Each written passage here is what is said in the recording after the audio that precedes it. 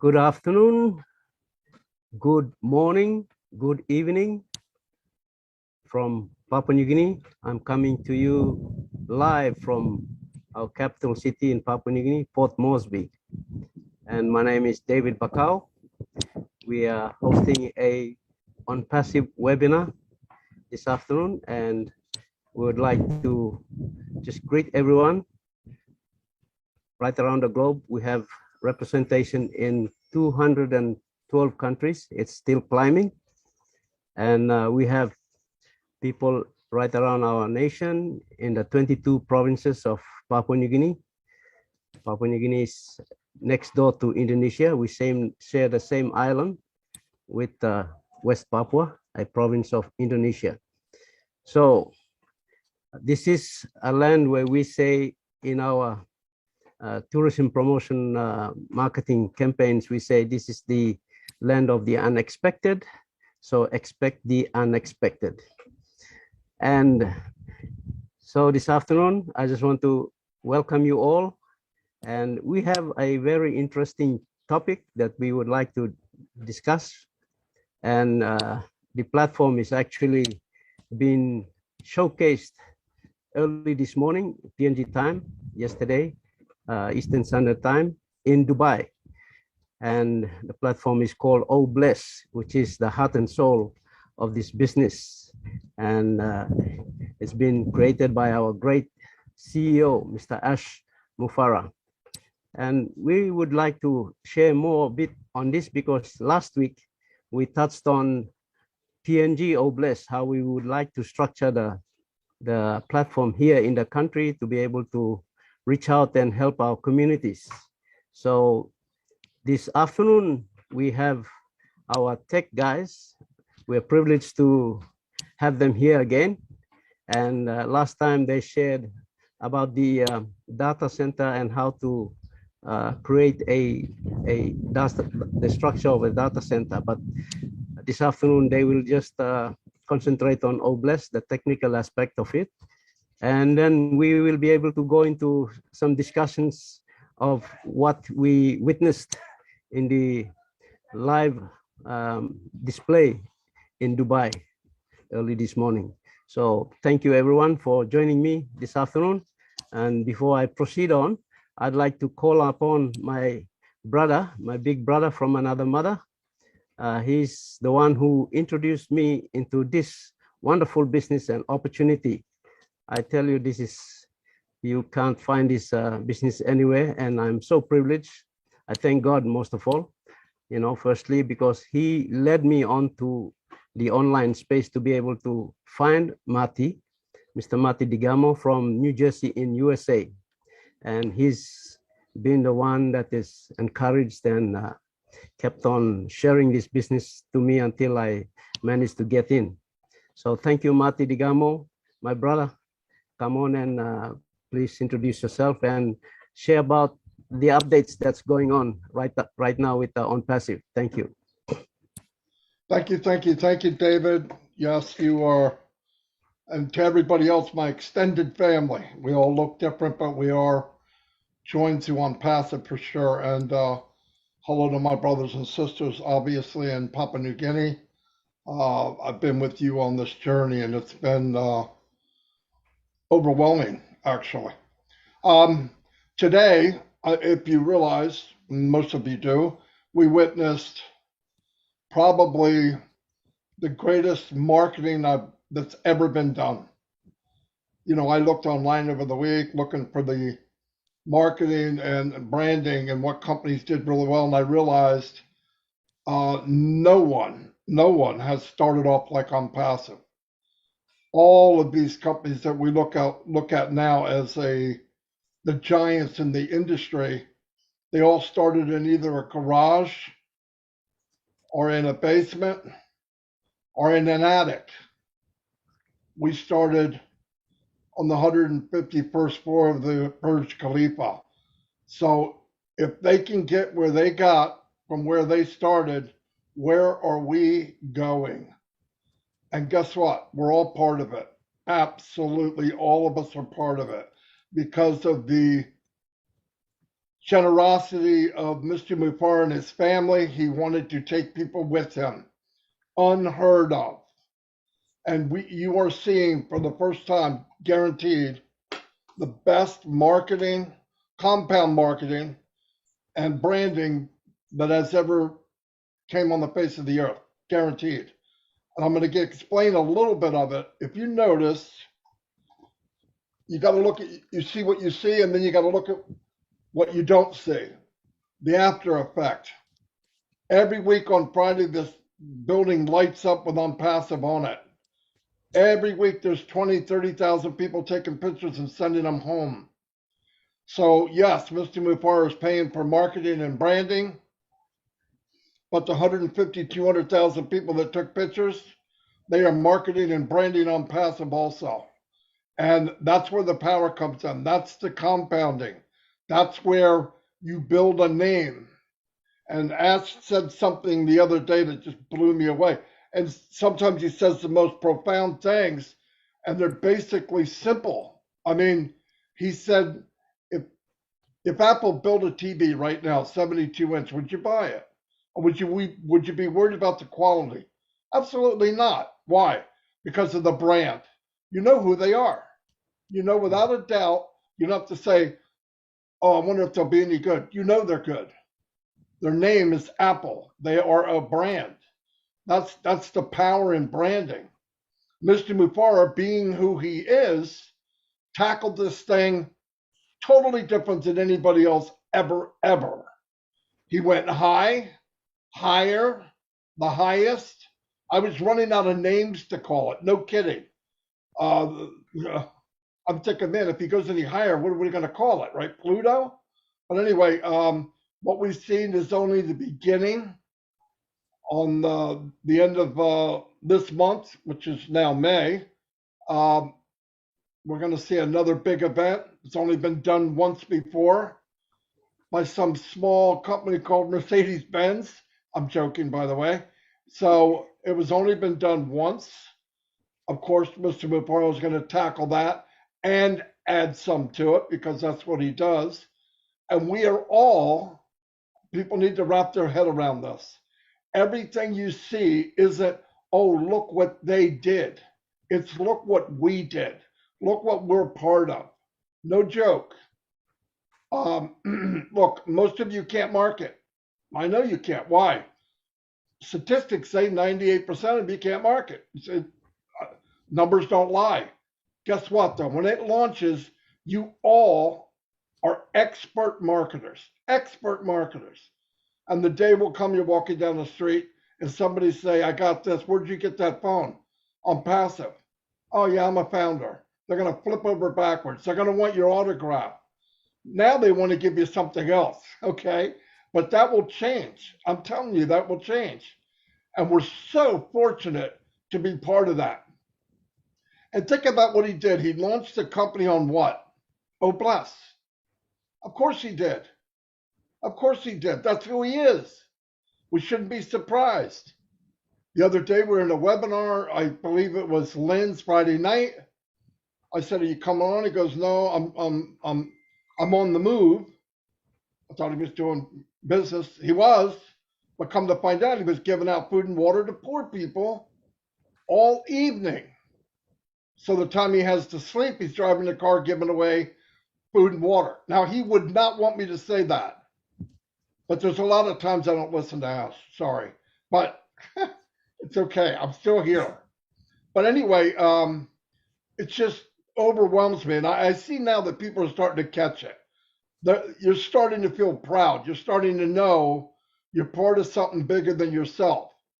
And the other thing that really blew me away in the last 3 years is as you're digging through these webinars and you're uncovering these little chunks of diamonds and gold, the people that popped up out of nowhere, and they're superstars.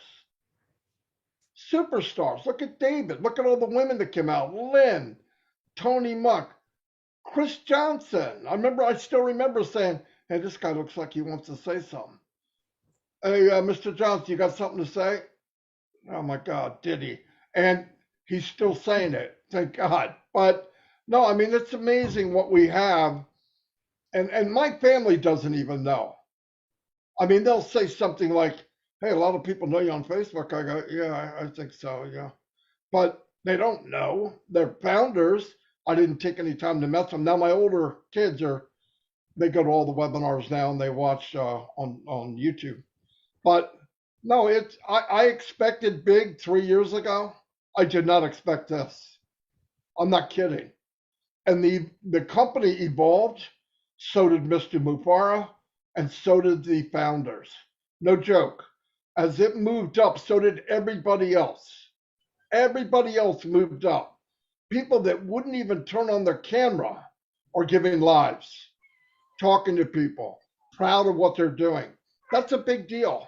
I don't know the money value of turning people and bringing life back to people, but to me, it's worth millions. Way more than the $97 that some people fight over like it's a million.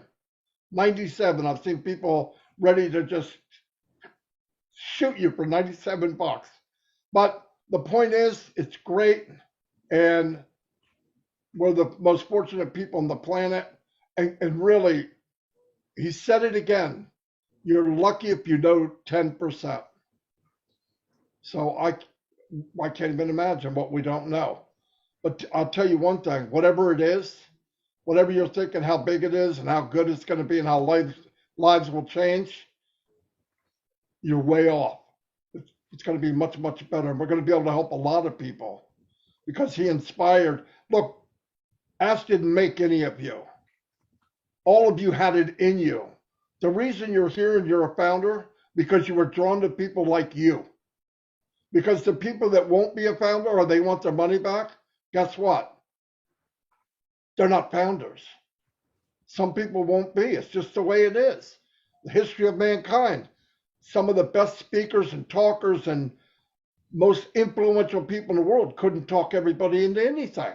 Some people just refused. They're blind with 20/20 vision, completely blind. Don't worry about them. Worry about the ones that aren't, because there's other people out there looking for us. You just have to have that door open so that they can take that opportunity. By the way, we have weeks, not months, and founder position will be over completely. And then we'll move on to something else. I know that Mr. Mufara said, I have a lot of stuff I want to tell the founders, but I don't want to do it while there's a founder position open because I don't want people in to join for that reason. We have a good foundation. We have a society of people that are in because of, yeah, we all come in maybe and originally, how much money could I make? Of course, it's a business online. But that way bye-bye to me a long time ago. I know that's a done deal. You don't have to think about the apples. That's going to happen. But other things are going to happen. Choices that we all gave up on back in our 30s and 20s. And you realize, well, reality is you're going to work 40 years. You're going to retire on less than you made before. And you're going to die early and not really do your potential. ONPASSIVE brings the potential out in everyone. I didn't mean to talk this much, but I just think I'm really happy that I'm starting to see people get it. They're starting to get it. There's a light bulb that goes off once. Then there's that other light bulb where you go, oh my gosh, right? You know you're in something big. You're happy. You got a 25-watt bulb, and then it goes off to 100. And I'm seeing that now. And that's absolutely fantastic. I'm going to turn it over to Lynn, who's going to introduce the tech guys. I want to talk about them for a minute.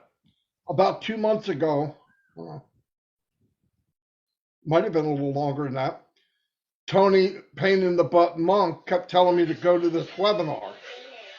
And I'm like, man, I go to enough webinars. If I go to another one, I'm going to be single, okay? So I went, and that's where I met the tech guys. And they're amazing. Super intelligent, super. Now, the only work I had was to dumb them down. Don't come on and tell us everything you know. We won't know what you're talking about. So as time went on, they learned how to make difficult things sound easy. And that's a skill. That's what Ask Me Far is doing with the whole company. People are saying, I asked them one day, hey, when we're making pages in Create, and moving codes around. He goes, you don't have to touch codes. You copy, you drag, you drop, it's done. That's how he's making the whole company and all the packages. The tech guys are going to talk tonight. I am really happy that they're out on the scene. I don't think they know what they signed up for. When I was talking to them, I said, man, I'm going to push you guys up. Well, they're up there where you can't hardly breathe, right? But they do a great job. And you can push anybody up. Everybody should push somebody up. I believe in that. To stay there is your job, right? And they're staying there because they're doing a good job. And then Nakamoto, what do I need to say? She's the Energizer Bunny. She's a pain in the butt, but I love her and she's relentless. But anybody in Unpassive that does well, like Peacock Julie, she's relentless. Just, my God, you have to hear her. She's not going to shut up. But there's nothing wrong with that because they feel really good about what they're doing. Anyway, and David, you're the best. You built an empire in Papua New Guinea. Ash brought it up. Your country will probably be one of the first smaller countries that will change completely. It'll be all over the news, and everyone in the world will know that Papua New Guinea has changed, and you'll be one of the people they remember for the history of the whole country. So anyway, thanks everybody. All right, Marty, would you pass the host to me? That way I'll be able to pin, and it'll be easier for the YouTube recording. Everybody see what I'm talking about? You see what I'm talking about, guys? I said please. No, I will. I'm just kidding.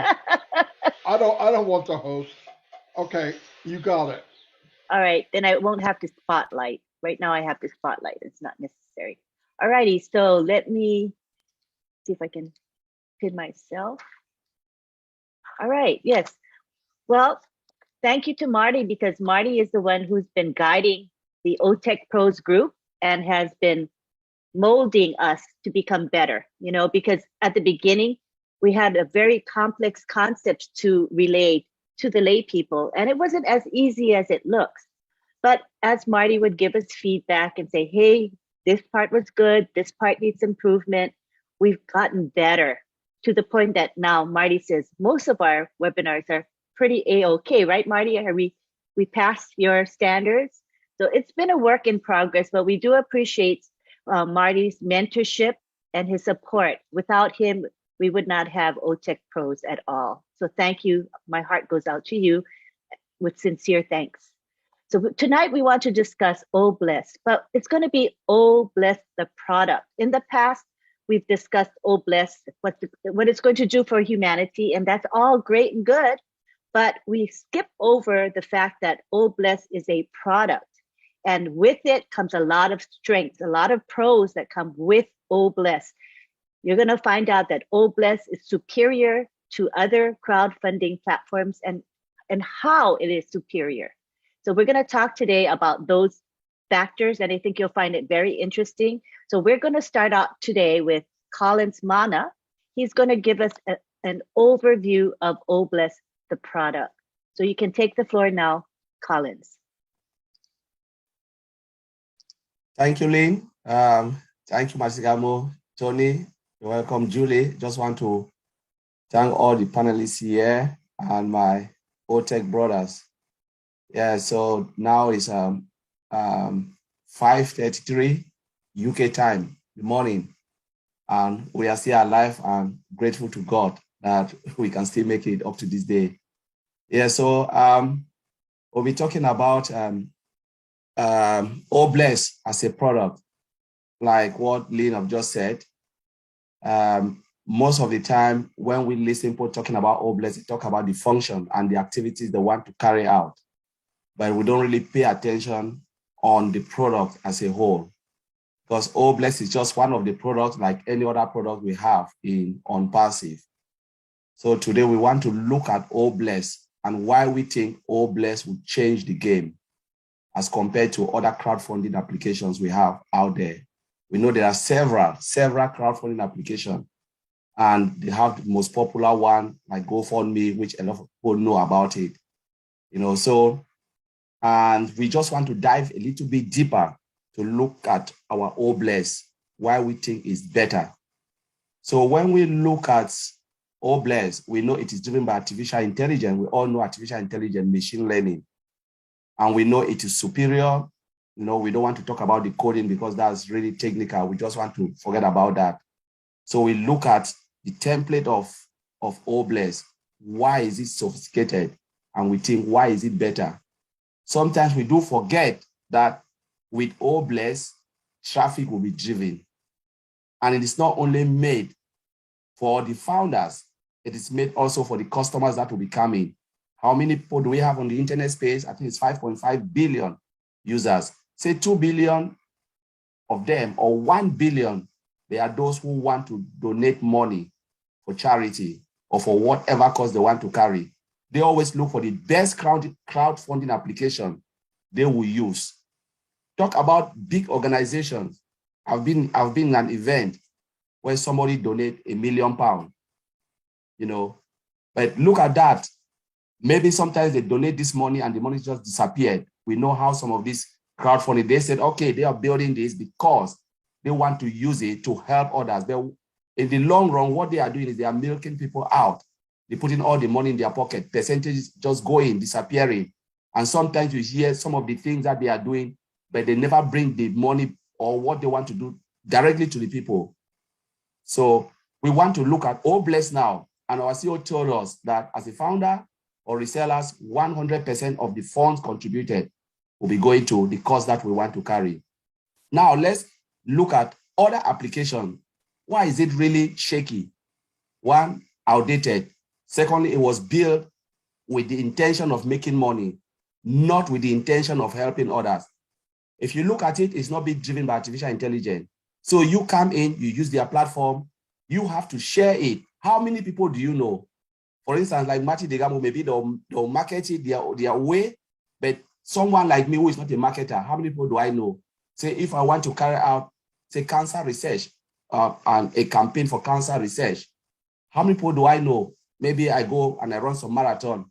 I have to share that link, share it and share it and share it.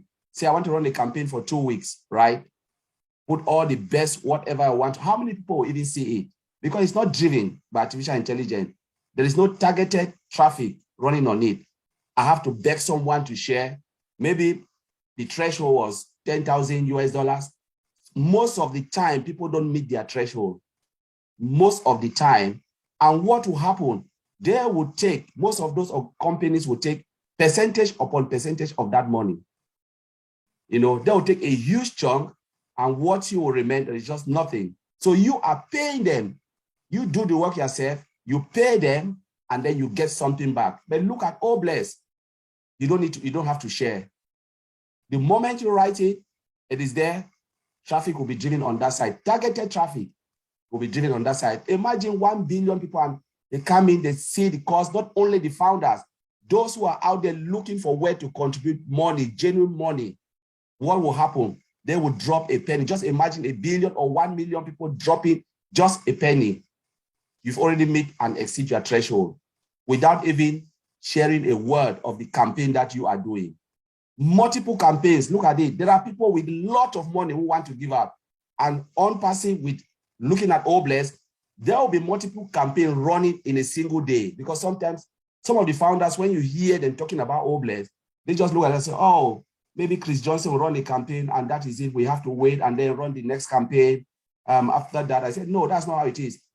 You will use it to run multiple campaigns. Customers will use it as well. Simultaneously, 1 million campaign can go out and, you know, run and run. And that is how our CEOs talk about sustainability of our product. It will be more sustainable. It will be more monitoring, because remember, people are dropping funds. It's like a crowdfunding application. So the database must be sustainable. The code must be sustainable. Everything must be sustainable. If not, the system will crash. Because remember, traffic is being driven. How many of people look at this application and say, yes, we want to do something, we want to donate? And that's how Martin Gam always use that statement. If we don't have our runway, you know, perfect, what will happen? This plane will crash, because the plane is so huge. So we have to expand our runway. That is how all our product, including OBLES, will be scalable and sustainable. in order to have a safe landing, you know. So with the database side, I will leave it for Vincent to talk about, because he's like a database expert, you know. He can just explain that, and Bro Oliver will talk about the security of this. And if there's any question, we will answer. But it's just to give you that multiple campaigns, millions of them will be running on that platform, be it from the founder side, from the reseller side, and from the customer side. And this is massive, massive, massive, massive. And I will just leave it there until in. Thank you. Thank you so much. You know, I think that we overlook the fact that driving traffic is so critical. And remember that it is targeted traffic, and AI is doing all of this for us. Very, very powerful. You're not going to see it with other crowdfunding platforms. Thank you very much. Next, we have Oliver Fonteh, who's going to be talking about compliance and security. Hey, PNG. Hi. I hope we are all fired up based on what we saw in Dubai. And I'm very pleased today to say hi to Lynn, Maddie, and David, Tony, Julie, all those who are here in the house. I will not call all the names, but I want to say hi and thank you, people, to be here today, and for all of us to be proud founders of this wonderful giant monster company that is going to change the world. And humanity is the heart, is part of us. And Obless, like my brother Colin just said, thank you for the wonderful intro. I just want to say this about Obless. We keep talking, like Connie just said, what Obless will do. Perfect, fine. As founders, we'll always drop in something. 1.3 million founders will always drop in something. But when we look at it as a standalone product like OStaff, OTrim, OConnect, the market that is out there, you know, when the CEO keeps telling us that ONPASSIVE is going to change the world, you know, and that we should replicate Obless. Look at what happened today in Dubai. It was introduced. Obless was introduced to the world, you know, and as a standalone product, the security that is going to run also is like any other company. It's like, and when I say company, I call like OTrim, because they're standalone, so they're an independent company. Like the CEO told us that the other day that we have multiple businesses. Our digital products are multiple, like Obless. Like Obless. The security that is going to be in Obless is going to be equal with, is going to be with AI, also artificial intelligence. It will be embedded with artificial intelligence that has that robust dictative defense. Because remember that money, PII will be involved. Personal informations are going to be involved. That's what I call PII. Personal informations are going to be involved. Critical data are going to be involved. So it has to be protected. There will be a lot of transmission of data, personal information that will be transmitted, you know, in transit. Data also will be at rest. When I say at rest, where data will be stored, all those Obless informations from people who contribute, people who give their swap their bank card, has to be protected, because those are their personal information. Their bank information has to be protected. That, you know, credit card has to be information has to be protected when they want to pay in something, pay in money for any program in Obless. And the customers that are out there, because most of the time when we talk about Obless, we talk about we the founders. No, remember, we also have customers. We have the 5 billion customers out there. Like my brother Collins just said, all those programs, somebody in Australia, somebody in Japan, somebody in the US, somebody in Europe, all those programs will be running simultaneously. That is where we have our data center jumped in now. Our data center has to have that capability to carry all those data. And when the CEO told us that we must have our own data center, now that it's a hybrid data center, now you see all the data that will be coming in from Obless, from OConnect, because these are independent. Let us focus on Obless as a product, as I'm saying. Obless is going to do wonders in this world. Obless is going to touch hearts. OBLES is going to solve the problem in this world. In a lot of developing countries, a lot of places, hospitals, as an independent, stand-alone company. I'll call it stand-alone company because it's separate, it's an independent company or product. The compliance side of it, our CEO told us last time, that was in Lin and Ron show, about that we are ISO standard certified. These are compliance procedure that all companies have to comply. Like in Europe, they do have GDPR, that all the Europeans, any country that handles any European data has to comply to GDPR. The ONPASSIVE is complied. The CEO told us, that was one Lin and Ron showed last time. We also have to comply in ISO standard 2701, 2702. We have to comply. So ONPASSIVE is compliance with all that, because these are OBLES is a stand-alone product. Then let's talk about also the encryption of OBLES. Like I said, it's encrypted. That is secured. As data move from one direction to the other, it is secured. Where the data reside is rest, it is secured. When we look also, when we look also the other side of the encryption, Japan, Australia, data comes in. Our data center has that capability, and that is sustainable, that can handle any data comes in, large data that will be flowing in. I was very happy when the CEO told us on Monday about the sustainability of our system and the business. OBLES is involved. I will leave it there. And but before going, I also want to say something about the security again. Penetration test. With OBLES there will be a pen test with OBLES, independent from any other, because we are treating each of those products, including OBLES, as an independent. Like I always say it, they'll always patch, but we are going to have limited patching because the vulnerability scanning that are going to take place, AI is involved. That's the beauty. AI is involved.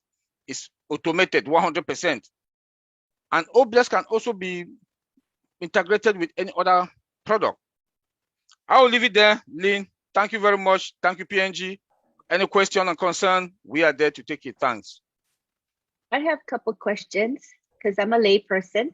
Yeah. Could you define or explain the concept of encryption in a way everyone can understand? Yeah, thank you, Lynn. Encryption means that how data is going to be secure when data move from one location to the other. Especially like it with OBLES, since many programs will be running simultaneously at the same time.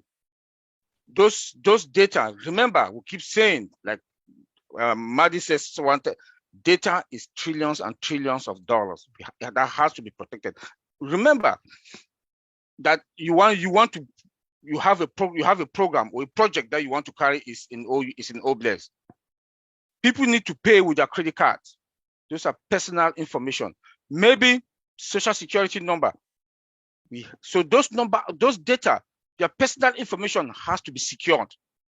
How is it going to be secured? Since you have to swap your card, you have to give your bank information, that maybe we are in Japan and our data center is in the US, the other one is in wherever, in Europe. That movement of the data need to be secure from end to end.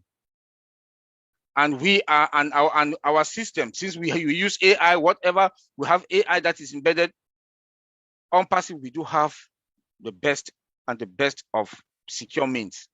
Then where the data also reside, because when those data comes in, they have to store them somewhere. Where they store it, that is also called encryption. Has to be encrypted, has to be secured. And we have very tight security. That I'll give kudos to our CEO and the tech guys in Hyderabad. Is well secured. So that is what we call encryption. Let me just add something so people just simplify it a little bit. When they talk about encryption, it's about hiding that information. For instance, if you put your credit card, those who always look at their bank statement or certain document, you will see some certain ... and they can leave only like 2 numbers. I don't know if you look at, sometimes you pay something online, you will not see the full card number. You can see 2 numbers, but the rest is hidden, like XXXX 222 behind. So when they talk about encryption, it's about hiding. For instance, when you type in your email in a site and then you want to enter your password, what do you see? ... It is hidden. So when they hide it from the beginning, and when it's hitting the database, it's also hidden. You can see SX, like a special character that you don't even understand. So nobody can see what is the actual value or the actual data. So they always hide, that's what they call encryption, hiding that information from human understanding. But the system understands what the informations are. Thank you. That helps me understand. Vincent, did you want to add to that? Yeah, thank you, Antolin, and thank you to all the panelists. See all big prof, Matty, Tony here, Chris Johnson, Sister Gladys. Encryption, what I've said is also we have a different level of encryption, like my brother Oliver said, and also Collins added. So even in the database himself, we have also different encryption, like brother Oliver said, the encryption data in moving. So when the data is moving, we encrypt the database that, so when the data move from one point to another, like if Antolin is using the data, putting information to the system from one location to another, the encryption is you put encryption in place that if it's a third person in the middle between you and me, the person cannot get our data information. So this is also a way to protect the data. That's why the brother Oliver said the data is moving. So that's when the data is moving is encrypted.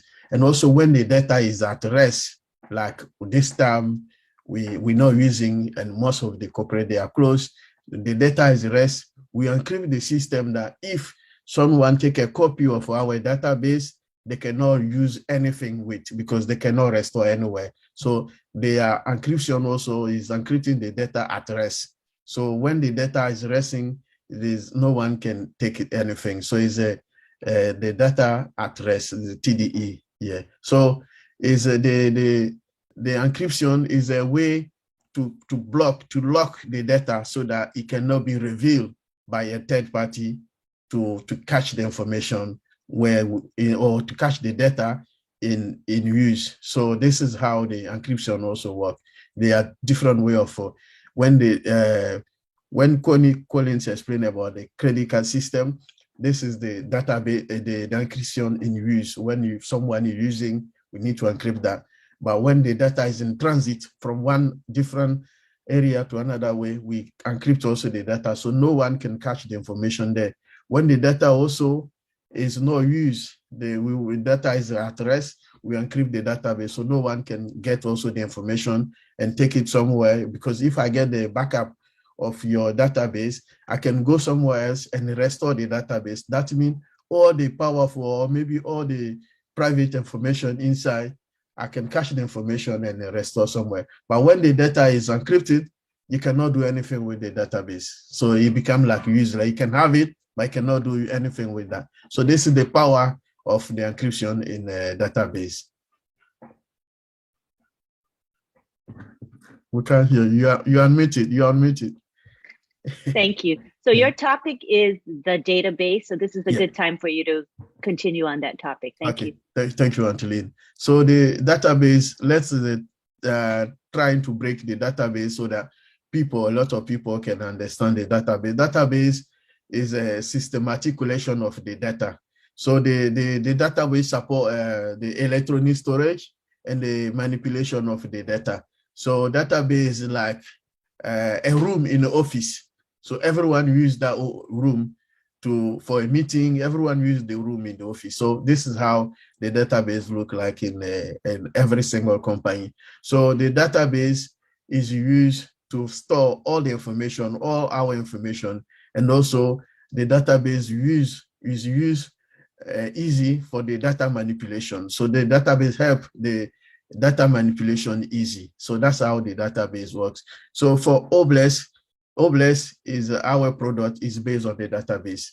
So all the information, like my brother Oliver and Colin said, all the information we use, everything we do, all the people data, sensitive information like credit cards, everything, it goes to the database. And then database, anything we use in the OBLES, we encourage the database. We go back to the database to get the information from our database in order to use the OBLES. So this is how the OBLES is used. So OBLES, it can be function without the database because the OBLES get all the information of people, the customers, everything we need will go to the database, and then OBLES get the information from the database, and then they make use to us to use the information. So this is how the OBLES it works. So the database will play a very key role in OBLES. So without that, and then like my brother Oliver said, all the security involved is tied to the database.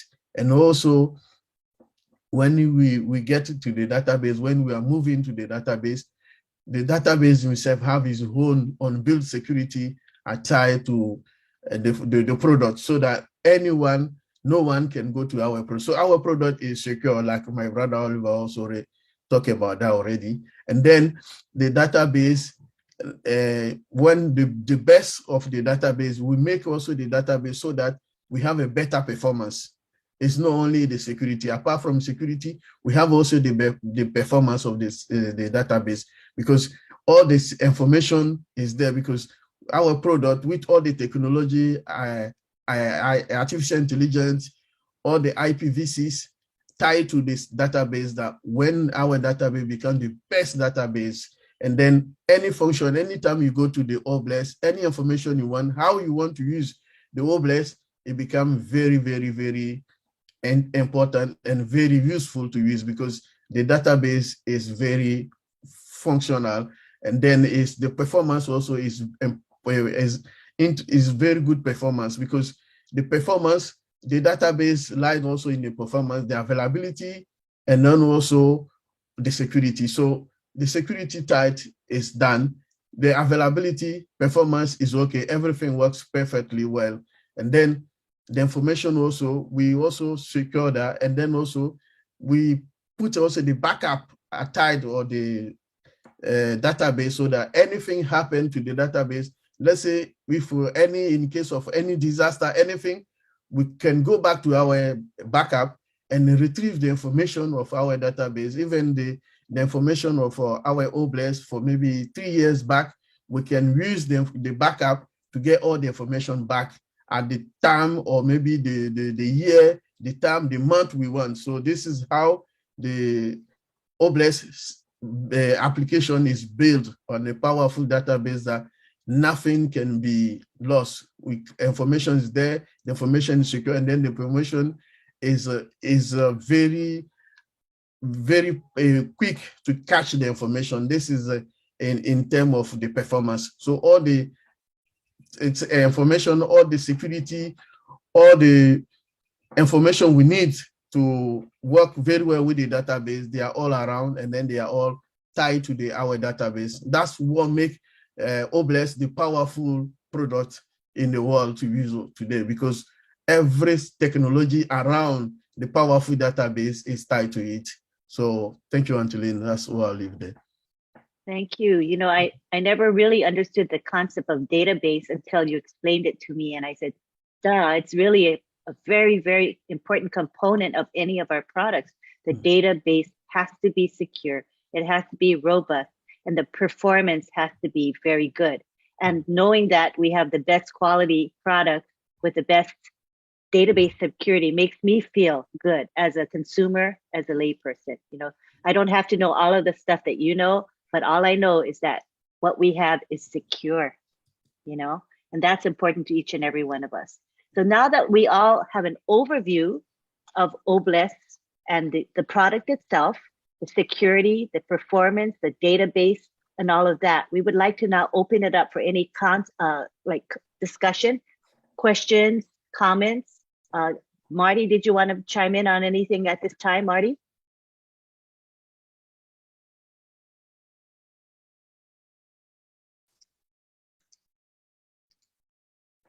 I think I got to make you a co-host. Did I make you a co-host, Marty? No, of course not. I make you host and you leave me out in the dirt. Sorry Hey, about that. I was like, no, okay, I'll no, make no. you. I don't have any questions. Believe it. I'm just, I'm listening, and I enjoy it. I'm doing good. All right. All right. So we want to open it up to the participants here, all the attendees. Hopefully you remembered what you heard. And do you folks have any comments or questions about OBLES, the product, the features of OBLES as well? This is your time to ask. You know, you have these IT professionals available to answer all of your questions. Lynn, Yes, I'll just go first, and certainly. 15 hours. I'll just give something in Pidgin, and then we'll come back. Please do. Yeah. Okay. Yumi long Papua New Guinea.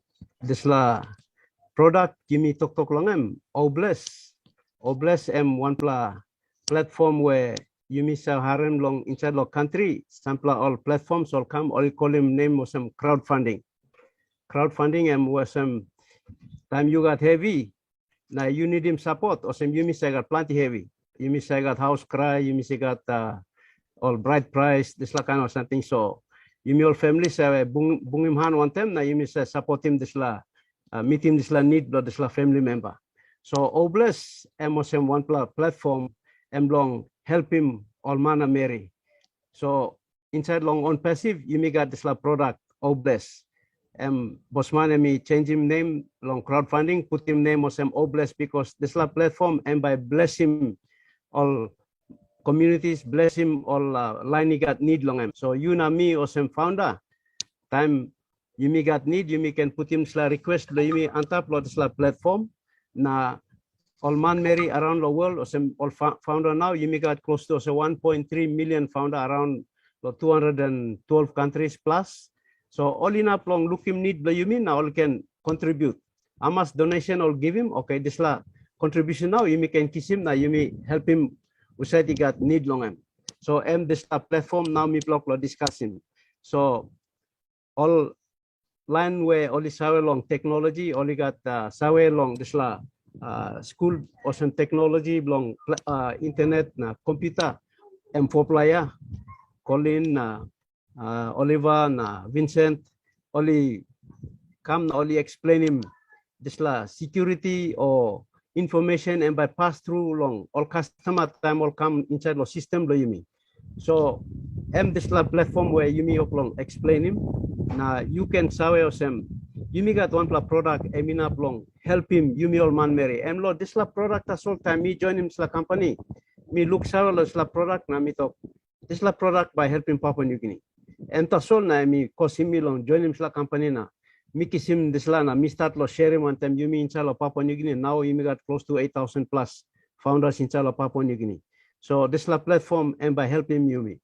Na long this la morning time me play witness him this la launching long Dubai Bossman CEO blo yumi emi talk na emi launch him this la platform OBLES big play advertisement big play marketing it come up lo this la platform or this la product OBLES na this la product now emi talk osem inside lo this la product and by enough lo help him all legal country or some Yumi, Papua New Guinea, online lo Bahamas, Jamaica, Trinidad, Tobago, all this lo I'm talking some minority countries. So Yumi or some Papua New Guinea, me got plenty all heavy stuff, needy stuff.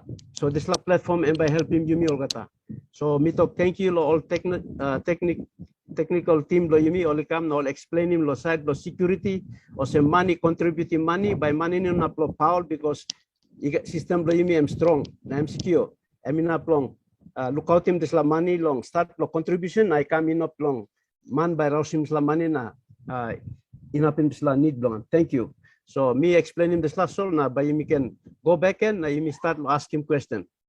Thank you everyone for listening. I just explained what the product is about, the OBLES is about in Pidgin. So some of us can be able to understand what we are talking about here. And we will open the platform now for questions. I have a question basically in the in terms of people donating funds, we have a product called O-Wallet, which is another product, and we have O-Bless. So those two products will be linked together because O-Wallet will be receiving the funds that's contributed. How secure is that two products being connected from the information passing from one end to the other? I'll direct the question to, I think it's Oliver. You were talking about the security. Yeah, David. Yeah, David. Thank you. O-Bless is well secured. Our wallet is concerned moolah, money. So it is also well secure. Everything in ONPASSIVE products, all the products, everything in ONPASSIVE is well secured, well encrypted. When we say we encrypt, I think I've explained the encryption with Collins. We've all explained what encryption is all about. It's secured. That all the data that will be transmitted, that will be moving from one direction, and that will rest will also be secure. So O-Wallet is also well secured as O-Bless is also secured, because personal information, credit card information will be moving from one location to the other. So everything will be secured. I don't think we should have any problem on that, because we have ONPASSIVE, we do have one of the most powerful, based on the information that we have from the CEO, has one of the most powerful secured means in most of the tech companies they don't. Thank you. Maybe Collins, they want to add something.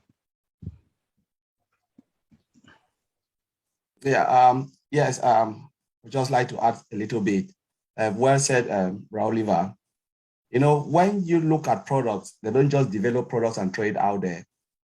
You know, products, especially when you look at the software development lifecycle we did last time, there is a lot of testing.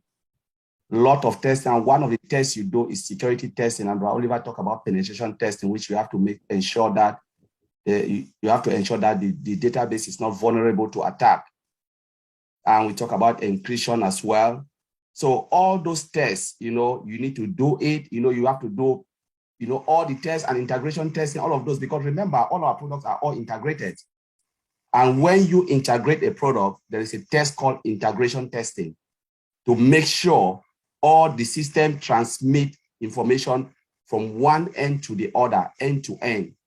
You know, so with that, the moment you do that, you know, all right, there is no way data can be leaked, especially when you integrate stuff. So as Oliver said, yes, before coming out, our system is well sophisticated and well secured, because there is no way you can put a software, especially when you are dealing with money, because most of the products will be integrated with what? O-Wallet. You know, wallet is there because how will people pay? How will people transact? There must be a wallet, a means of paying in and cashing out, which is maybe it will be our O-Wallet. And to do that with all the data that we know, all of those data that are really, really high, they call it high priority data, you must secure them. You must hide them from the bad guys. And yeah, we have one of the best, and it is there. So I just want to add that there is no, we don't have to fear or worry about that. Let me also add this. There'll be maintenance work going on after that. Maintenance work will be going on to dictate any action that wants to happen. Yes, we have AI. AI, artificial intelligence, has its own security in there that is embedded in there. So it builds with the firewalls so much so that whatever bad guys want to come in, that defense, that robust defense is there, that is going to quick it. So the maintenance work will also be going both in O-Wallet and in O-Bless. So we are fine. I just want to add that the maintenance part on it. Thank you. Okay, thank you, David. Let's also explain that all our products in terms of database, they are all secure, because we have a separate security outside the database where all the products use it to secure the information. And then inside the database, we use it to host like O-Bless and also O-Wallet. They are all inside, they have a security inside the database, and then all apply to our databases. And then after the security, because the security goes to the authentication and then the authorization. All the security is tied there. And then we have a limited privileges to the system where it makes also the database more secure again.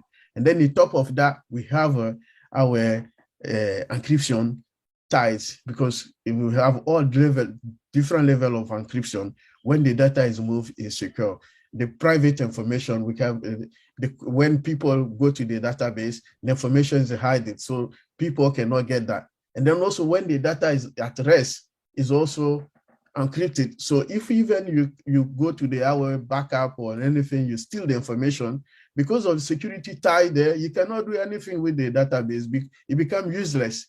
So this is to just let you know that every security ties around the product, they are all put in place. In the top of that, we have also window firewall, also secure the database. So believe me, all the information, all the security in technologies for our system or our product, they are all based there, and then they are all tied, and then it's there, and then it's secure. No one can get in and get the information and go away for that. Thank you. That's very reassuring, you know. Well, go ahead, Marty. Yeah, I want to add something. It's not really exactly about what they're talking about, but we're talking about security, right? So the other day, a few members were getting an email, something.ai from the internal. Somebody was sending an email that wasn't quite right. Nobody was sure what it was. I told Ask, they already found them, and they got terminated. Now, and it was in seconds.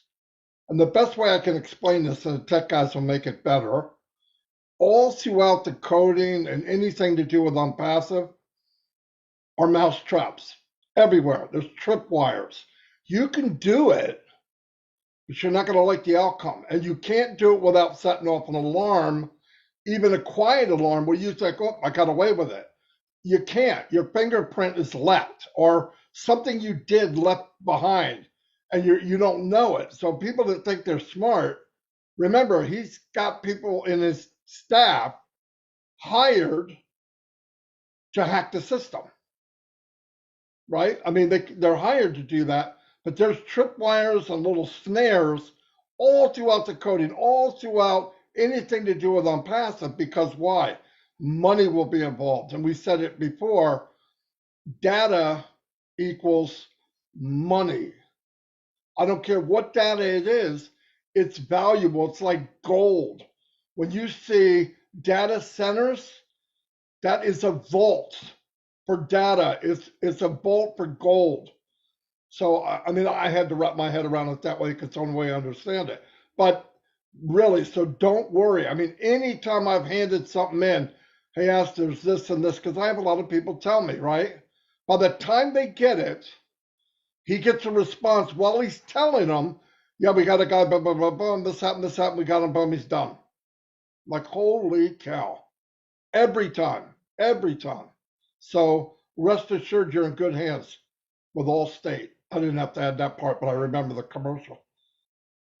Wow, that's impressive. I think I got that too. I didn't know what to make of it, but it's nice that's taken care of. You don't have to worry about it. David, did that answer your question? Yes, thank you. You're quite welcome. All right. I see we have Mike Ojang Tambia with his hand raised. Come on down, Mike.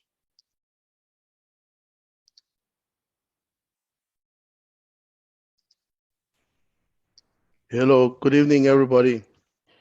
Nice topic here tonight. Thank you, all the global leaders. I thank you for the security. We know that our systems are very secured, and we are confident that we'll be launching to the world with some kind of magnitude, some kind of confidence, and some kind of leverage. And we'll leave that mark for a business, which is just yet to be born.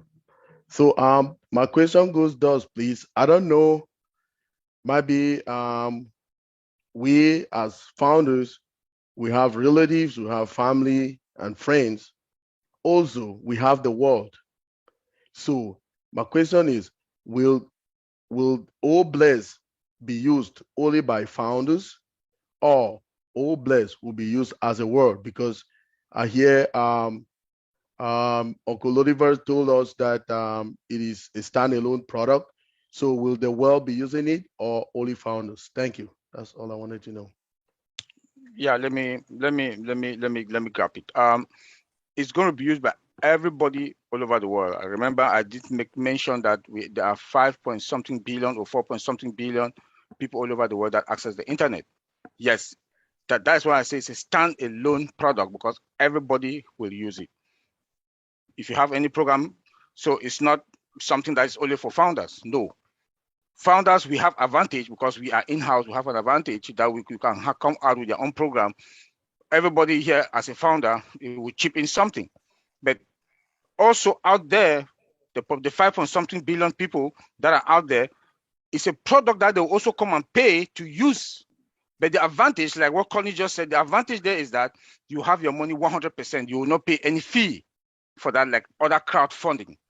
But on passive, your money comes to you 100%. No cut, no 20% or 15% that's going to be deducted for that. No, you get your money, and the more than 5 billion or 4.5 billion people all over the world, they can use it and pay their fee also, like any other crowdfunding. Thank you.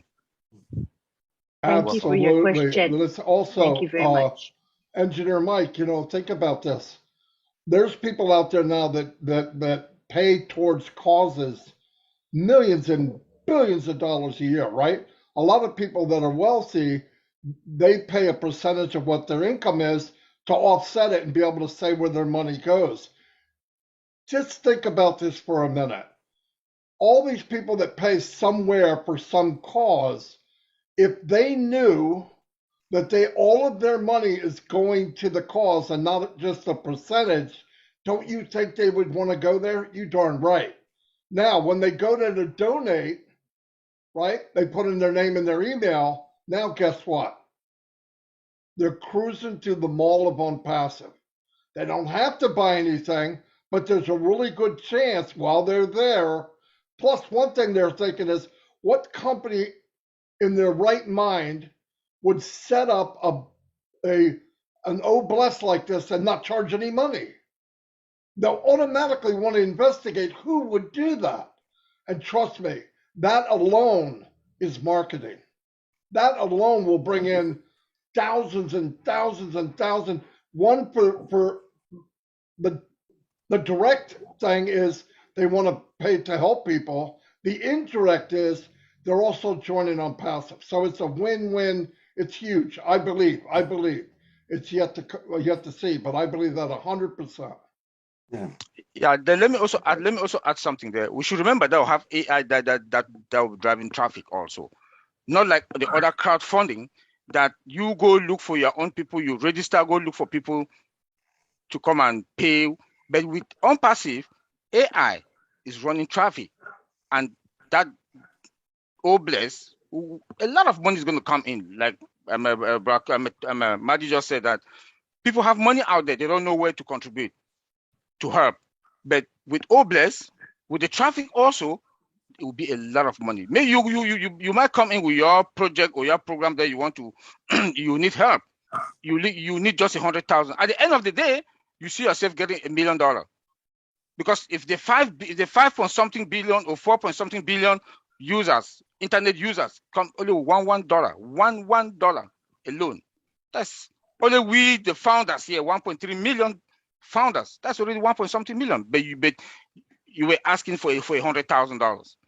So OBLES is huge. That I think almost all the other crowdfunding out there, they're on life support, according to Marcia. They'll be on life support because everybody will flock into OBLES. The advantages are just huge. You will not pay fee that much. You will pay a little fee, but when you want to get your money that they've contributed, you get all 100%. They run traffic again on your OBLES, on your program. This is mind-blowing. You can't see that out there. Thank you.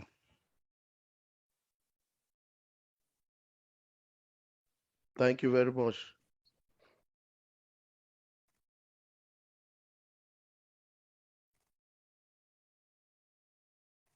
Unmute, Lynn. I did.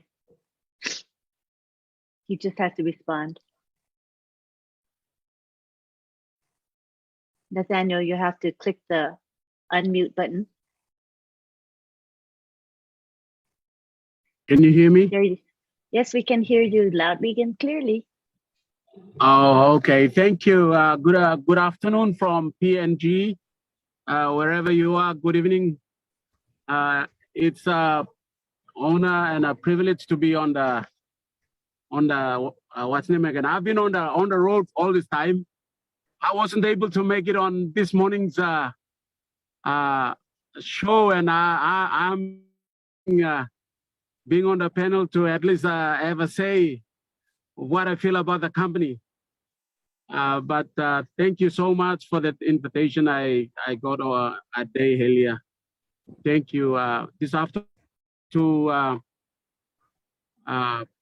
bring it to probably Mati, if I can, to your attention. I've made a payment for one account on the 4th of this month, and I'm still waiting for the account to be activated.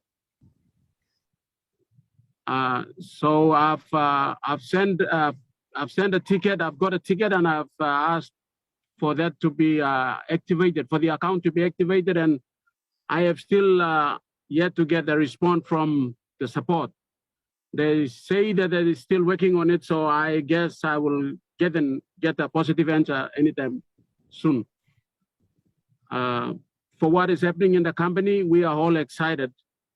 The company has already launched.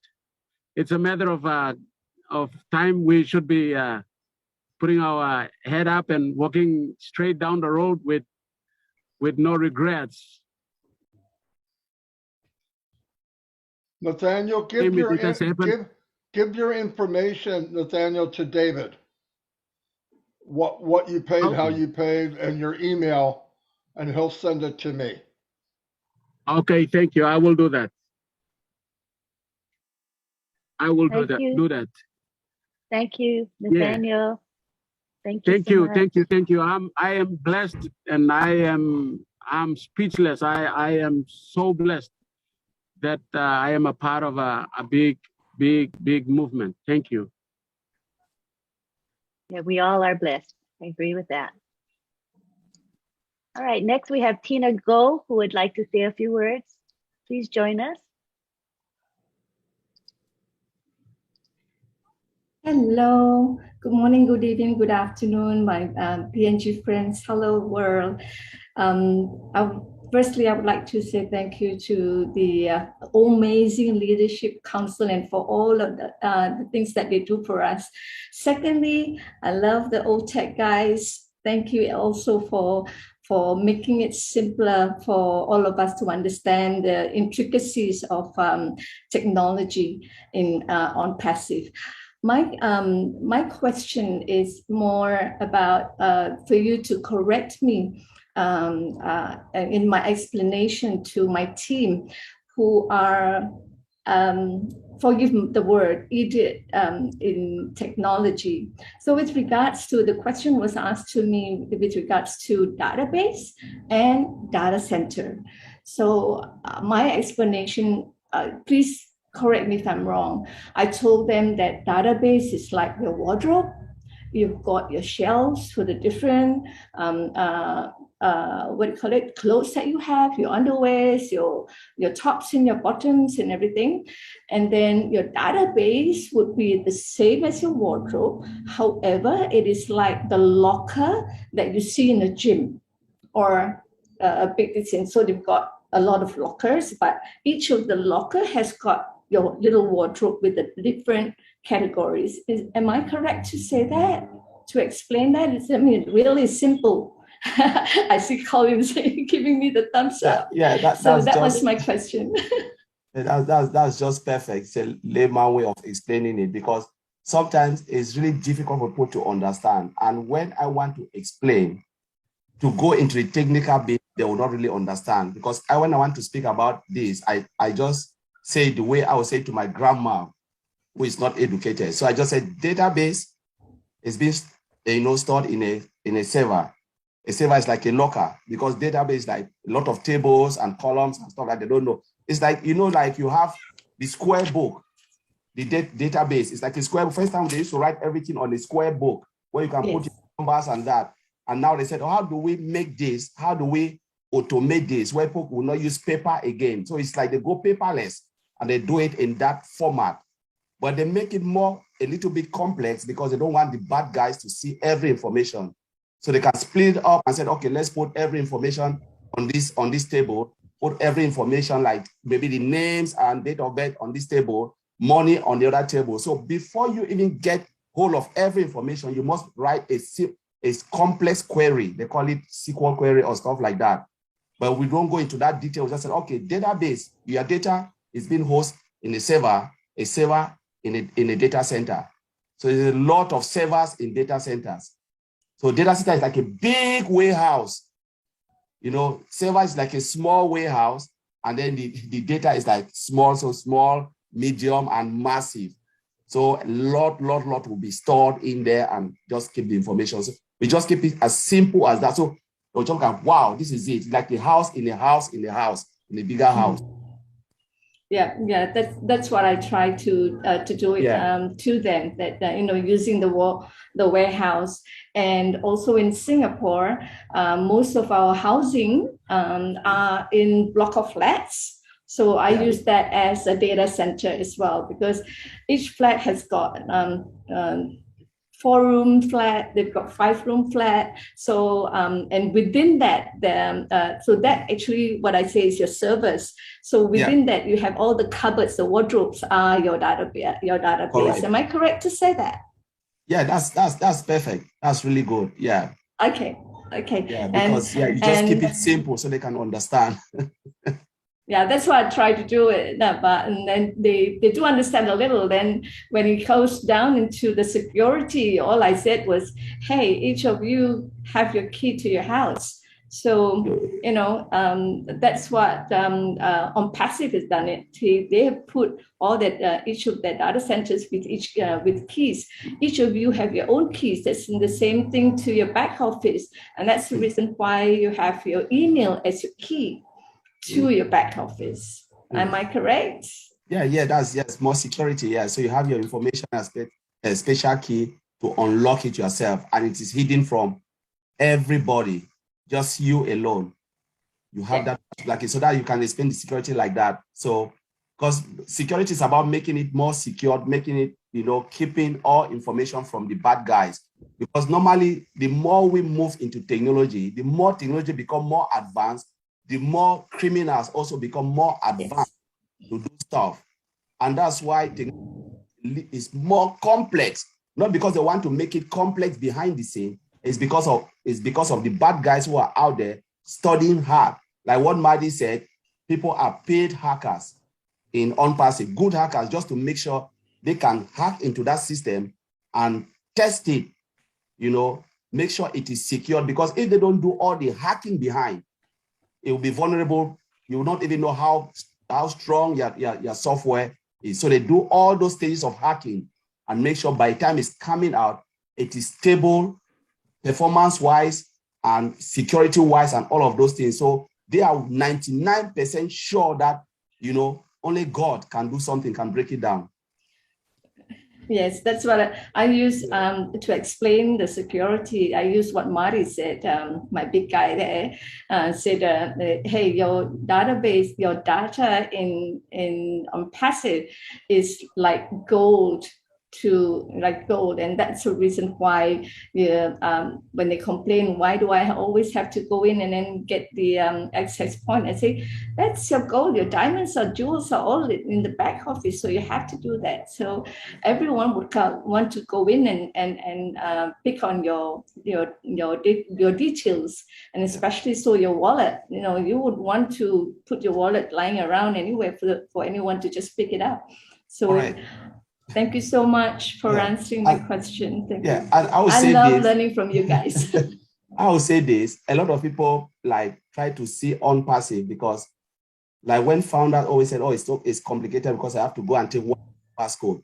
I would say in England now, today I was just telling a friend yesterday, because today is Sunday, They were like, why are the banking system so complex? I said, yes, it's because of the bad guys. Because you have all those one-time passcode, you have several authentication to get to your own bank account. But it is because it involves money. You know, just imagine if your bank account is freeze for 1 second and you cannot get cash. You become miserable. You know, you put your bank card, there is nothing, you do this, there is nothing. So they try to make it more secure for our own safety, because there are people out there who are trying to hack into that system to withdraw money from a lot of people's accounts. And we are talking about ONPASSIVE, money. Every product we have is money. So we need to make that there is wallet in there, there is stuff. Even honestly, when Mr. Ashbufara removed the first level, you know, where you have to put something, I think I forgot the first code, and a lot of people complain they have to take it off, which was the first level, your email, password, enter, and the capture, then move into the next level authentication where you have the one passcode. It was fantastic, but easy just because a lot of people complain. But the time is coming where people will see something and decide to say, you know what, we cannot take it anymore. We are putting capture again. Thank you so much. When we get used to it, it will be part and parcel of us, where nobody will complain, because you know it is for my own safety, not for anybody. Yes, you're so right. Thank you so much for explaining very much easier for me to understand. Thanks, and not just me to understand, but for me to explain to my team. Thank you so much. Thank you, Lynn, for asking, because it helped me as well. So if it helped me, I'm sure it helped a lot of other people too. So thank you for that. Appreciate you. Thank you so much. All right, David. Did you want to translate any of this? I just didn't want to overlook the translation. Lynn, no, just carry on. All right, thank you. I will briefly explain at the later. End Okay, part. Thank you. Next, we have Karen George from PNG.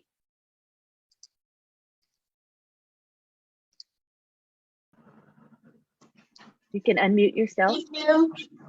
Thank you. Hello, everyone. Can you hear me?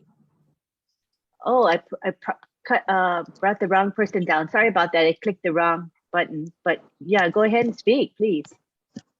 Thank you. I have a question to ask, and my question is directed to Oliver or Colin. It's surrounding the encrypted data moving from one point to another. Okay, my question is based on that, but to do with the devices we use, the mobile devices or laptops. In the event that our devices are hacked or tapped into, will they still see the encrypted data that we import? Thank you. That's my question. Thank you. Any one of you can take that. Okay. Okay. Oliver, you want to go first? Okay, no, you go. I'll come. Okay.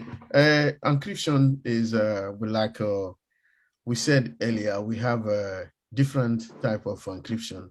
So we have like transparent data encryption is encryption at rest. When the data is at rest, we help to protect data at rest from like unauthorized people or offline access. When the data is at, like right now, the data at rest. So someone who goes there to cache the data, that encryption will put it there. You go, you get the backup, you cannot do anything. This is the data at rest. And then we have in the database, we have a system always encrypted.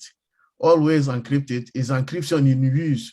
Like when I'm sending the sensitive data to you, and then the database, the database, we have the colon there, so we can hide the colon so that when the data, we are sending the data from maybe from me to you, the data is encrypted. So they call it encryption in use. So when we are using the data, is encrypted.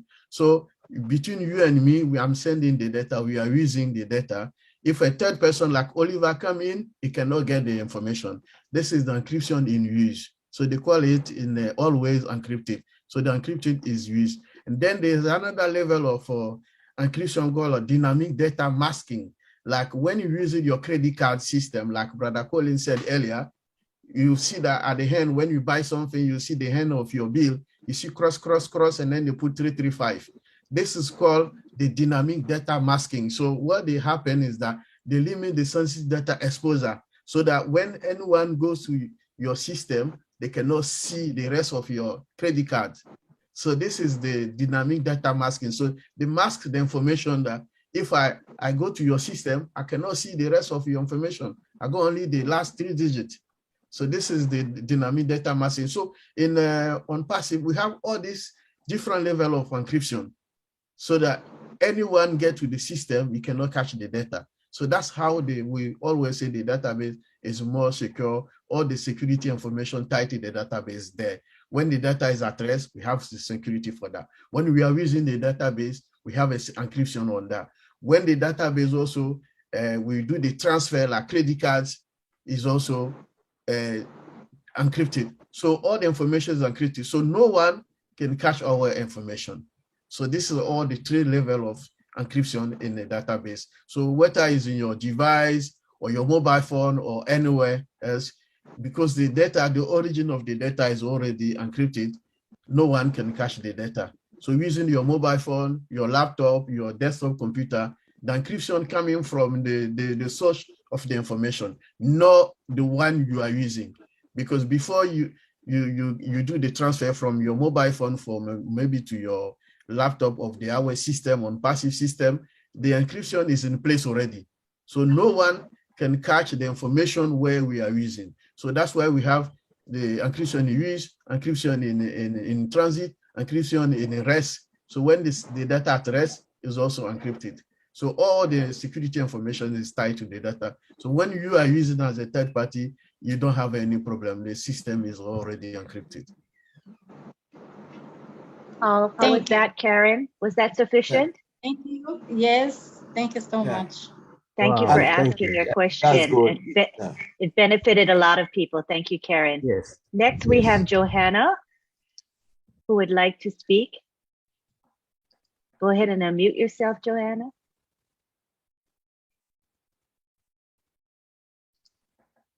Do you see the unmute button?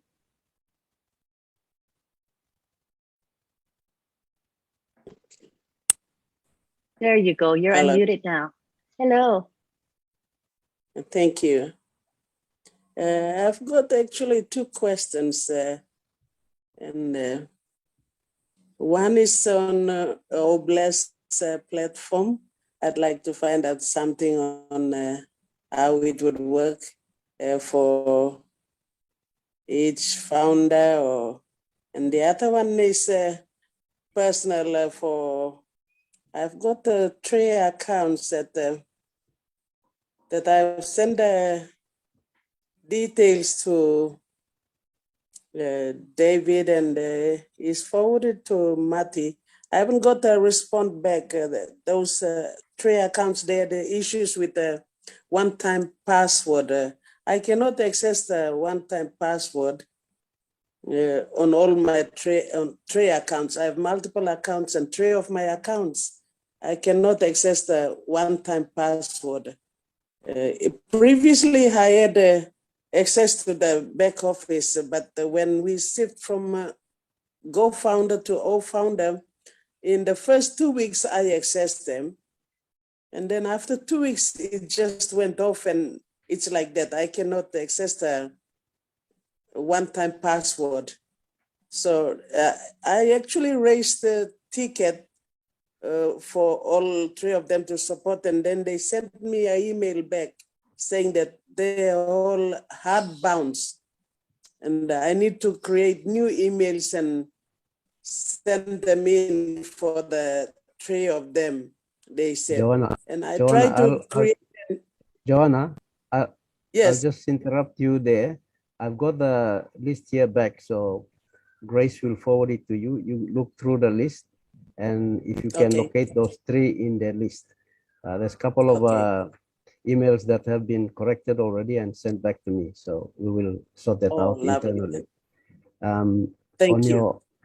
your other questions regarding OBLES, how it will work for each founders, I will leave it open to one of us here to answer. Go ahead and ask your second question, Johanna. So I can ask the question, or Yes, Yes, if it's pertaining to OBLES, certainly, certainly. Okay. Yes. Okay, thank you. Okay.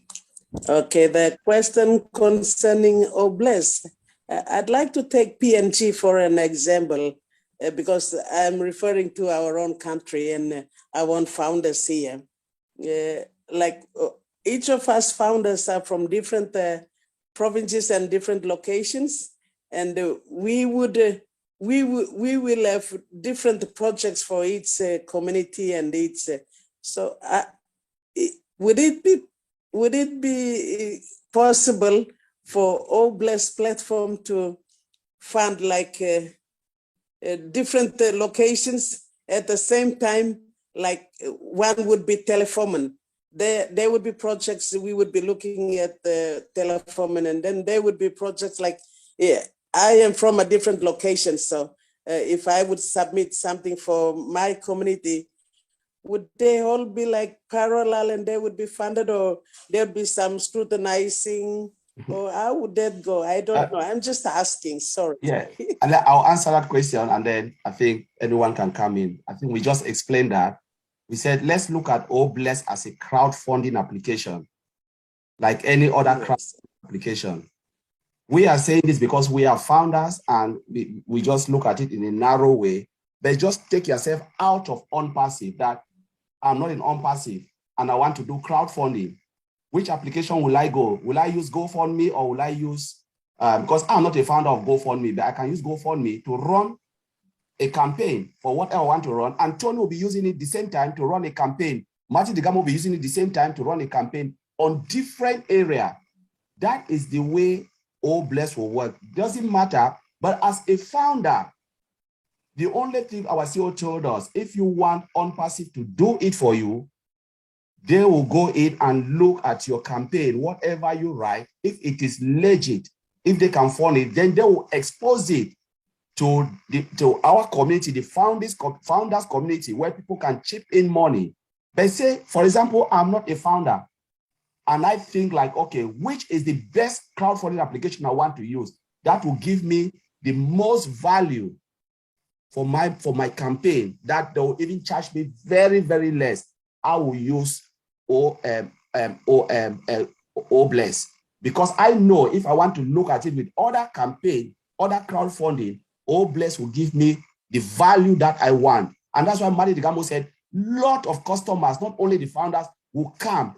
They can run 1 million to 1 billion campaign a day. Because sometimes you don't know who is doing what somewhere. And that's why we're talking about looking this application and say it is massive and huge, because the amount of traffic that will be coming in, hitting our database, money moving out, in and out, people taking money to run whatever they want to do in their communities and their countries. So in New Guinea, maybe you can have even thousands of campaigns. It doesn't matter.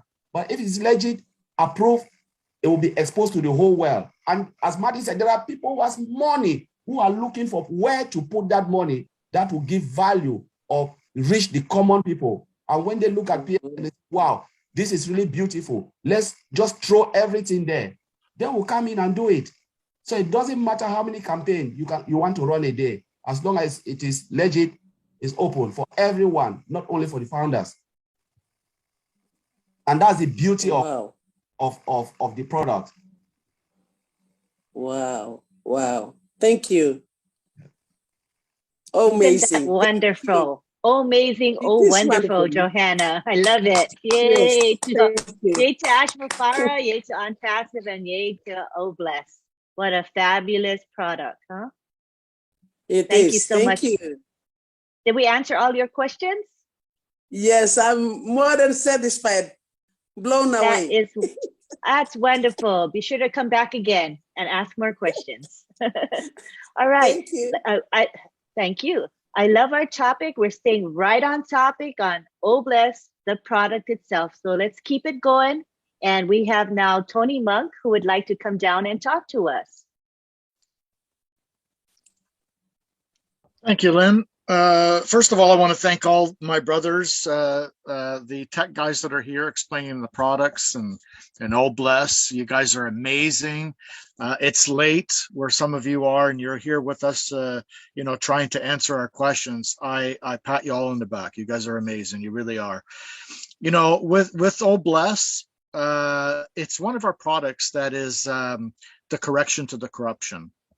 Why do I say that? Because 100% is going to the causes.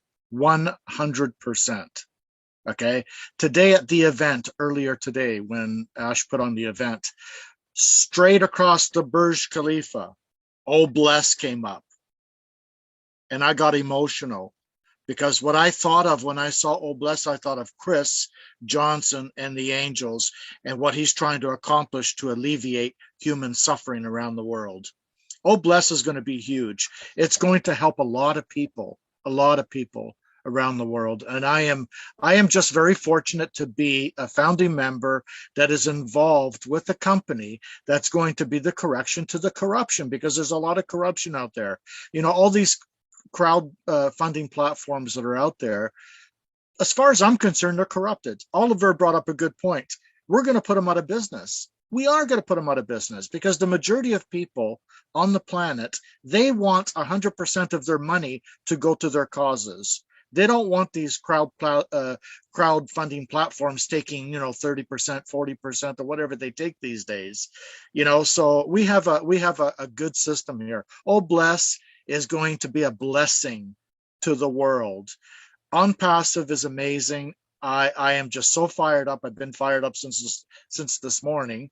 And again, guys, thank you so much, my brothers. You guys are fantastic. And like I said, Collins, remember when I said to you, try to explain the technical part of it as if you're speaking to a 5-year-old.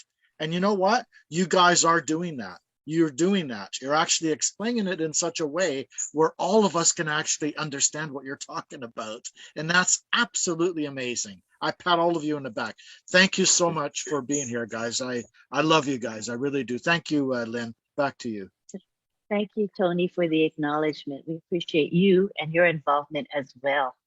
At this time, I wanted to ask a couple of questions that I have as a layperson related to the discussion we've had. One of the concepts that came up tonight was a pen test. And I wondered if one of you could explain in simple terms what a pen test is, P-E-N. Thank you. Okay, let me grab that. It's pen test is a short form of penetration testing. This is a form of security testing that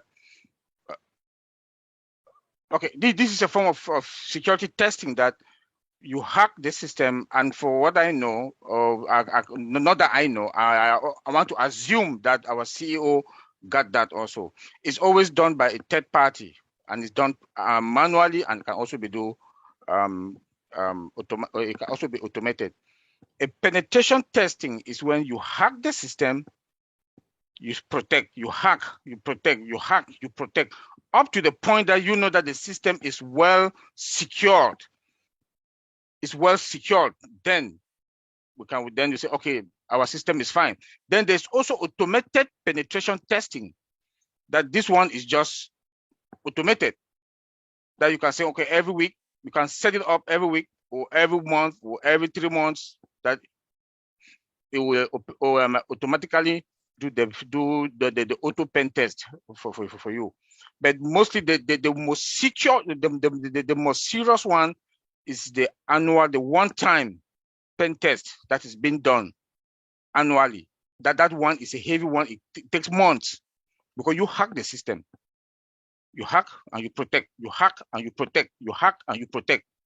Up to the point that we are sure that the system is well secured. So let me just add a little bit, Oliver, well spotted. So it's just about testing the vulnerability of the software. So sometimes, software are more vulnerable, database vulnerable. Any little thing, your data or your information will be exposed. So when every time they're building a software, one of the last tests they do is penetration testing. So they hack the software, as Oliver said, to test the vulnerability, to see how vulnerable that software is reliable to attack. And the moment they discover the vulnerability, what we do, as Oliver said, they fix it immediately to make sure it is more secure. So you hack it and then you secure it. You test the vulnerability, check it, and then you secure it. So it's about vulnerability. And that's why it's a very, very important test process of testing the software. You cannot build a software without testing the vulnerability. And that is intense testing. Yeah. I had no idea. So do you do that like forever? I mean, it's not like, okay, we tested, now we're good. You always have to keep testing the product over and over? Yeah, so the more you add more information, you have to do vulnerability testing. So as the software grows and grows, as we said, grow to maturity, remember our CEO said, we will always add value. We talk about value. Value is about keeping the product at the top. Every time you add new functionality, you integrate it. What you do is you test the vulnerability to see how vulnerable the software is exposed to attack. So sometimes you do it once in development lifecycle, you must do it at least once. And then like what Oliver said, you automate it so it can run and give you a nightly report. Every time you look at the report and said, okay, everything is good. Like what I think Maddie says something in a layman way, where our system is being monitored. You know, like I always said in most of the webinars, I said, there is nothing you can do with our system because everything you do, they will see it. The system have a report running in the server and the database. Every movement from the time you go and you hit that browser, the web browser, you open it, you enter your password and your email, it's already capturing all the information. Knows that Lynn Nakamoto logged in at this time, went to this page at this time, to this place at this time. So they see you, your movement, every movement. You know, the screens you go, you know, maybe from mail, whatever you, so you cannot even say I didn't do anything because they are seeing you. And that's why when our CEO came out and said, we got them, it's because AI is running behind and it's capturing everything. And they have this report, they have all those audit and log tables, giving every information. So is it kind of like, say you have a house and then you have burglars that trying to get in. They try to get in through the front door, the back door, the windows, maybe through the chimney, whatever. But you have like security guards that are monitoring 24 hours a day, walking around the perimeter of your home, watching for vulnerabilities, right? And then when they see any, they block it or they fix it. Correct. Sort of that concept. Yes, that concept. You fortify your house with security cameras and detective devices. That is just the layman ways. Also remember that the maintenance is also part of penetration testing. You know, like automated pen test. You know, that is part of maintenance also. So it is an ongoing process that will never end. Ongoing. Like my colleague just said that is something that is ongoing. More data comes in, the more, you know. Remember that you have the monitoring system also that is there. You know, if there's any risk or any vulnerability anywhere, bam, they have the, you know, before you even come with AI. The good part with ONPASSIVE is that our system are all embedded with artificial intelligence. So AI has that feature, that protected detective, auto protected detective feature, that before it even come, it predict future attacks. So it dictate it and immediately they fix it. So with the penetration testing also and the automated pen test also, we are fine. That's good. Yeah. It's reassuring. Thank you very much. I get the picture a lot better than I did before. Thank you so much. Now I see Gladys Naboro. Talk to us, Gladys. Click the unmute button, please. Okay. Thank you very much, Lynn, and thank you, Tech Team, for breaking it down for us. I have a question regarding the penetration testing. You say there are two ways that can be done, and one can be manually by the ethical hackers. When they hack, they protect, hack, they protect. You have also mentioned that there's automated. It can be done in an automated way. Now, if during the automation process, when it's trying to penetrate, if the system finds there's an area that needs to be fixed, there's a problem, is it also coded to protect immediately, or it sends an alert to the people who do the pen testing to respond? How does it work? Okay. All right, Oliver, you can go. No, you can go, Collins. All right. So like with the automation, as we said earlier, it produced a nightly report. So for instance, as you said, you are right. The moment the system, when a system is automated and the system detects something, it throws an alert, create a ticket. And then what will happen is that report will be generated with every error and issues that the system have identified, and immediately they will code it and fix it. You know, in IT, sometimes when it's really very like critical, they will call it a P1 issue or a P2 or a critical issue. The moment they discover that type of issue, they have to do it, because remember, I said something about vulnerability last time in the webinar. If a system is vulnerable, I give an example in UK where the bank crashes, people couldn't take their money. It was vulnerability because they didn't do penetration testing well. So, and when you abandon that particular site, what will happen is not only about hacking, it's about database. Sometimes you have this expansion of database. And remember, when a lot of customers are hidden, is traffic. We talk about traffic and information. People are trying to get information in and out. Just imagine you are in a car park and you see the car moving, and there is no proper traffic light. What will happen? There will be accident. It's the same with software. If you don't maintain it and you don't have that system in place that can pick up things that are happening, giving you, up-to-date report, not only the bad guys, the system can crash. So once the moment the system identified that during the automation system, they'll just pick it and then throw it out there. I'll give, for example, we built a software for a company, which I will not name it, in UK. Everything is automated, mini artificial intelligence.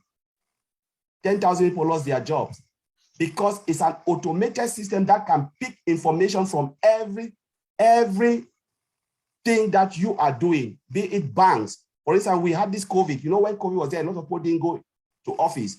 A lot of customer center, call center stopped, and most companies lost money. They approached us and said, can you build an automated system that can identify issues and throw it back to us? We said, yeah, we can do it. It took us 6 months.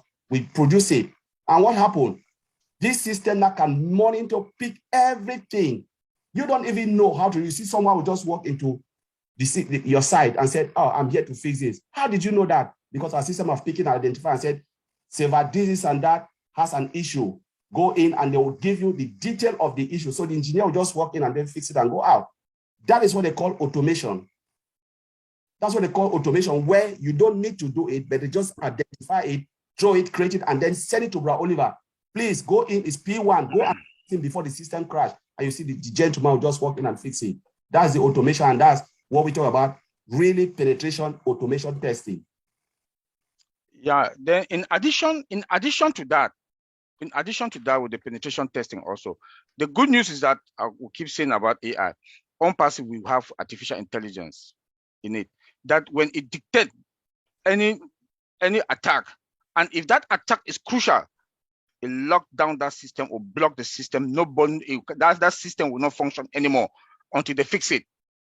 That is, we should understand that with our AI, we are in a very, very, very better and good position, because our AI will dictate immediately, even the future attack that wants to come. Let's say something wants to happen, and the attackers are coming. Maybe they say on Tuesday, if they identify that particular server, an attack, they've set up that server that they want to attack, it will dictate the attack before that Tuesday and just prevent it.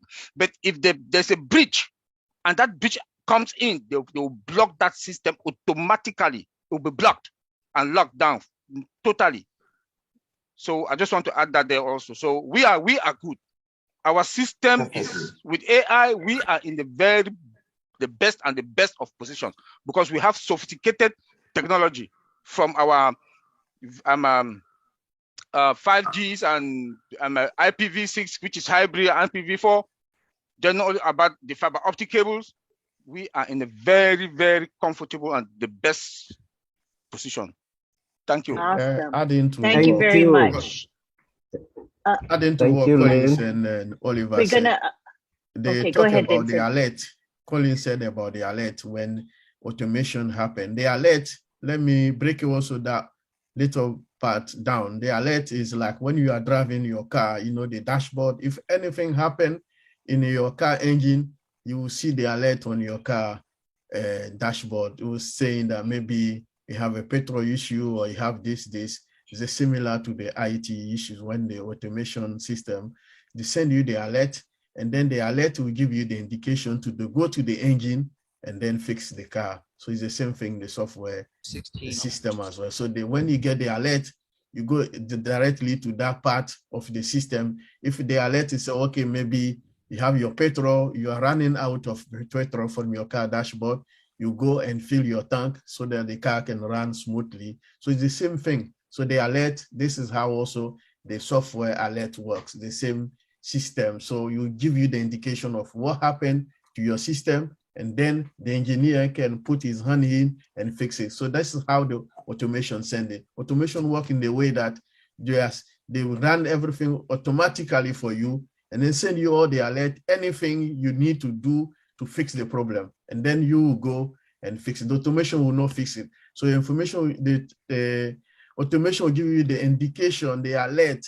and then what you need to do and then fix the issue. And then the engineer will go and fix the issue and then the problem. This is just a little part I'll add to what Colin said. Thank you very much, Vincent. I hope that answers your question, Gladys. Are you content with the response? Thank you for asking that question. And now I want to give the floor to David Bakau.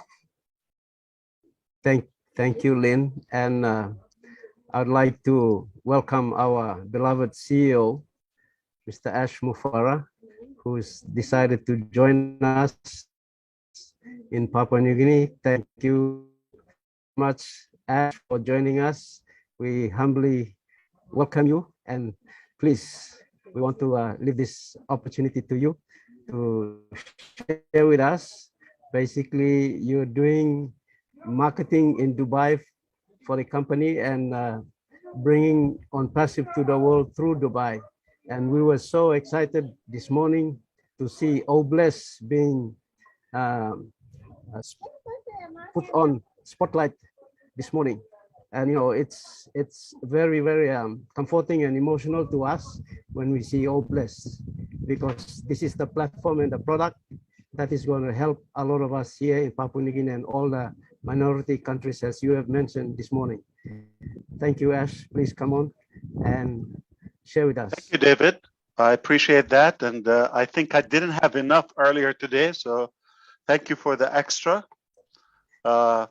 It will not be complete day without checking up on our Papua New Guinea and everywhere else. I see that we have the brilliant engineers from the UK also are awake. You guys ever asleep? I have no idea. Canada's still up. Thank you, Tony. And Lynn, I didn't hear you earlier. I don't know if I missed you on the Dubai event. Yeah, I wasn't on the panel today. Yes, I don't know whose problem is that, but they're going to be in big trouble. Okay, because I was looking for you. Thank you so much. Absolutely. So I think, you know, we are humanizing business. We are, in ONPASSIVE, we are humanizing business.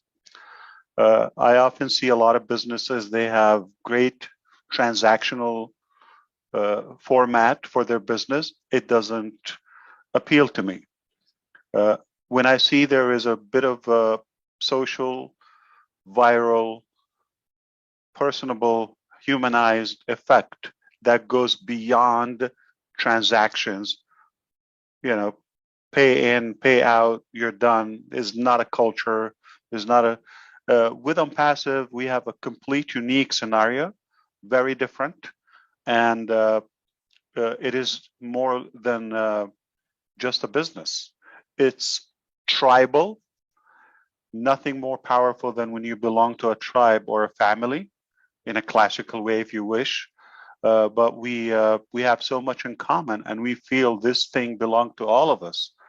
So speaking of marketing, it's not only in Dubai, that's one thing, because we're a global company, but strategically we centered and we penetrated that Middle Eastern viral hot spot, so we can expand from there virally.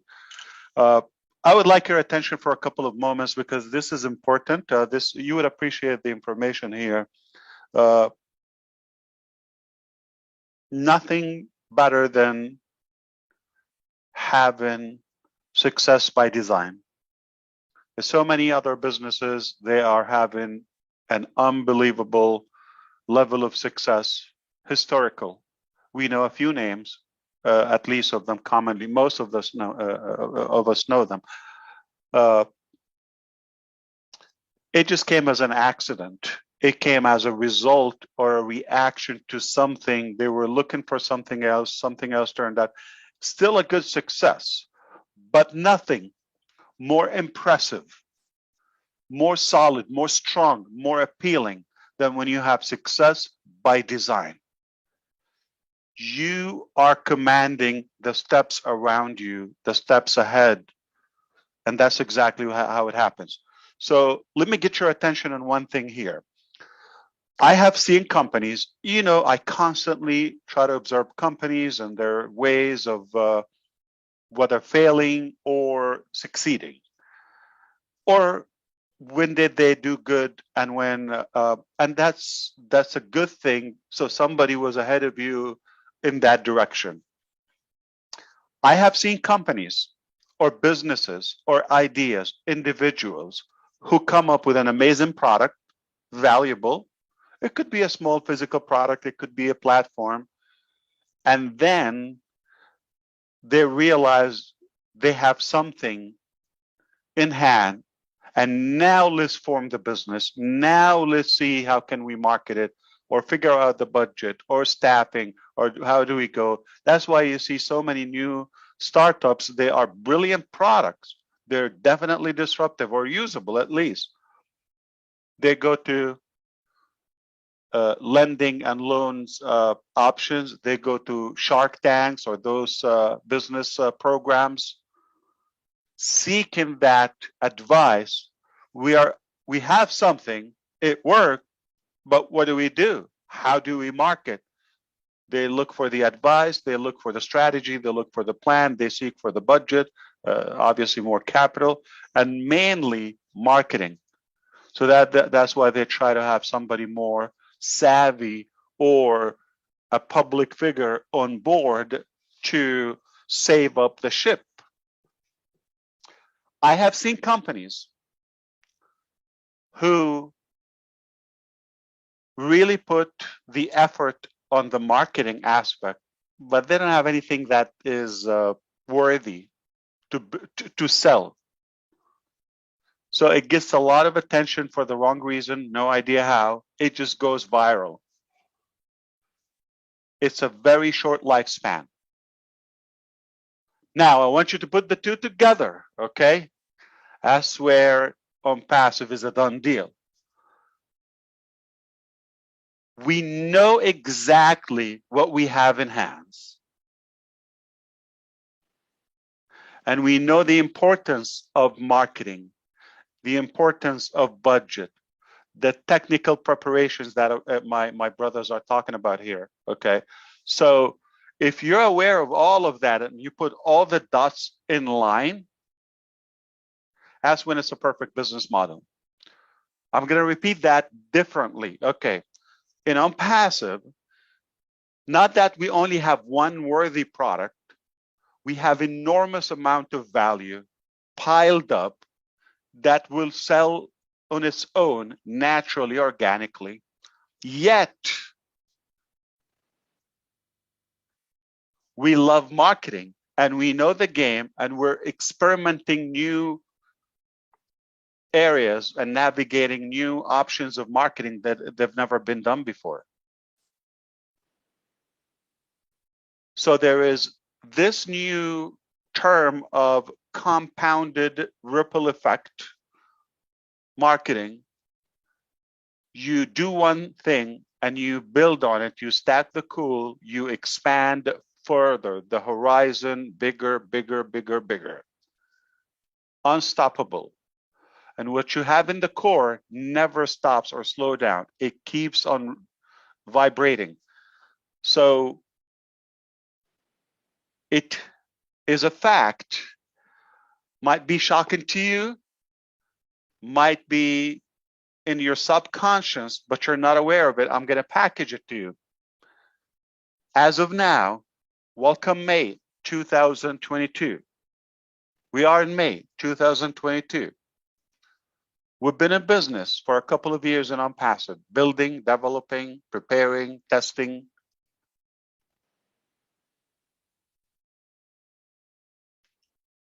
And we are just starting our marketing. Up until now, it has been only a word of mouth. We got a little over 1 million people, and it's only been a word of mouth. Belly to belly, friend to friend, you know, here and there. Can you imagine now?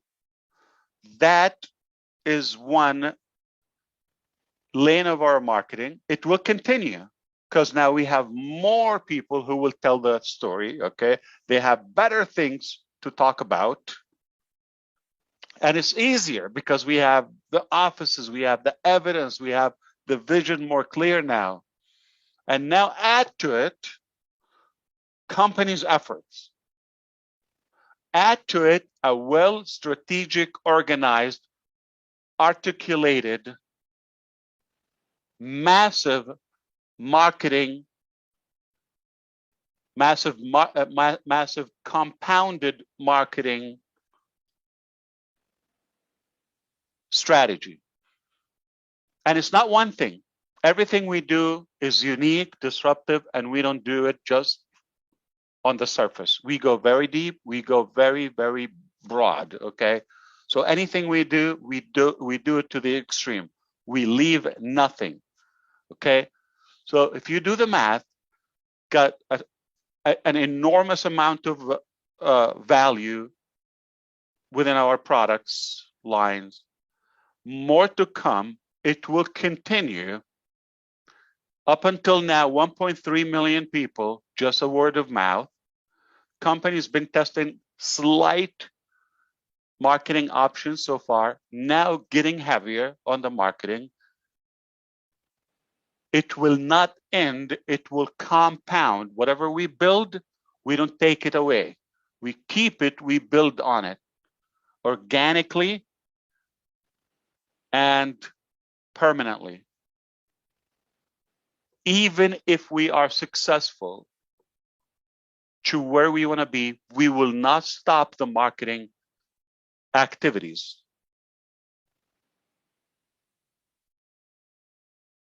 For other purposes, such as branding, such as bringing up more to the market, such as stabilizing, and you know, you don't want to drop, you want to hover. When you reach the top, keep soaring and cruising.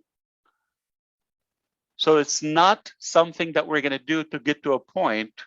It's not temporarily. This is permanent. It will only compound.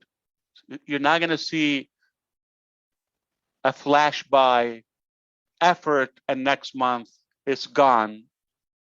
Then we have a plummet and then build back.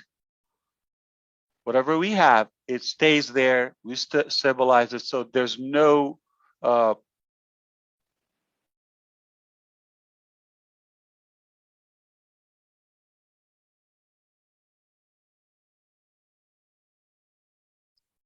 think Mr. Mufara got frozen. Does it appear to be?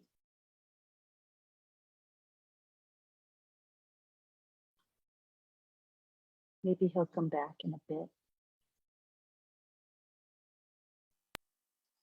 He'll be back. Okay. He probably doesn't even know he's gone. Yeah, probably doesn't. Can't wait for OConnect. That's all I can say. That's right.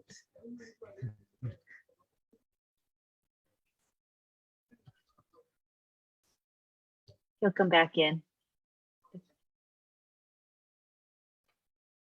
He has nice gems of knowledge for us. We don't want to miss on that, do we? So we be patient. He'll come back in.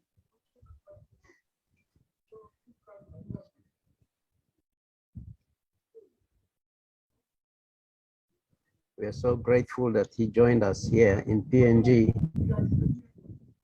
Thank you. Thank you, What Marty. an honor.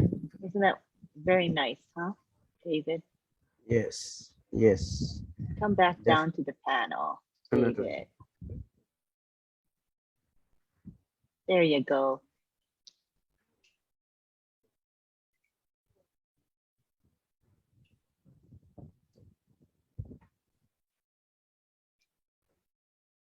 He'll be back. So, oh, Chris, are you trying to talk? Wait, you know what, Chris? I'm gonna make you co-host because you can't unmute. Okay, wait. Okay, there you go. There you go, Chris. What were you saying? You were saying I can't say nothing. I'm locked out. Now you can. I was saying it looked like Ash was in such deep thought that he just froze, like he was thinking. He was just thinking about it. I'm thinking, let him think. Hold on, he's going to say something. Let him think. He'll be back. He never likes to leave anyone hanging, so he'll be back. Yeah, he'll be back. Thank you all for being here. And we hope that you've gained some knowledge through our IT professionals tonight. I had some good questions from the floor. Tony, you want to go ahead and ask your question? I know you're about to ask your question when Mr. Mufara showed up. Go ahead and speak. Tony. Oh, thanks, Lynn. Yeah, I might as well ask the question quickly before Ash comes back. And yeah, this time I have a question. And this question is for the IT guys, mainly for Oliver because he's in the security part of it.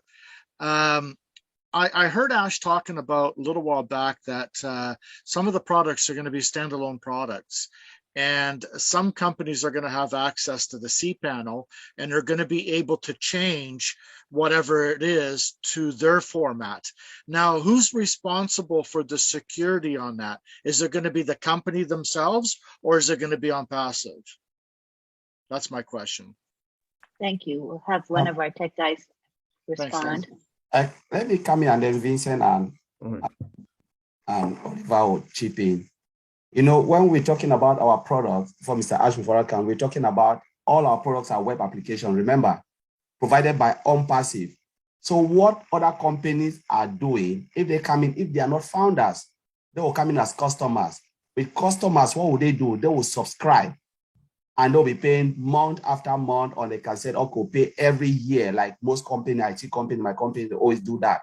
You know, they go for a product and they pay yearly. So the security is on the side of ONPASSIVE, not their worries, because you have to send those who will train them, like they send us, they'll send some expert to come and train us how to use the product. And then anything we want, we have to contact them. So the security is on our part, ONPASSIVE. So we make sure, because if we don't secure it, what will happen? They will run away and say, you know, the product is rubbish. So we have to provide everything, the security and everything, so they can use our product, you know, whatever they want to do, and they'll use it smoothly. The moment that guarantee of security is there, nobody will want to leave. Okay. Okay.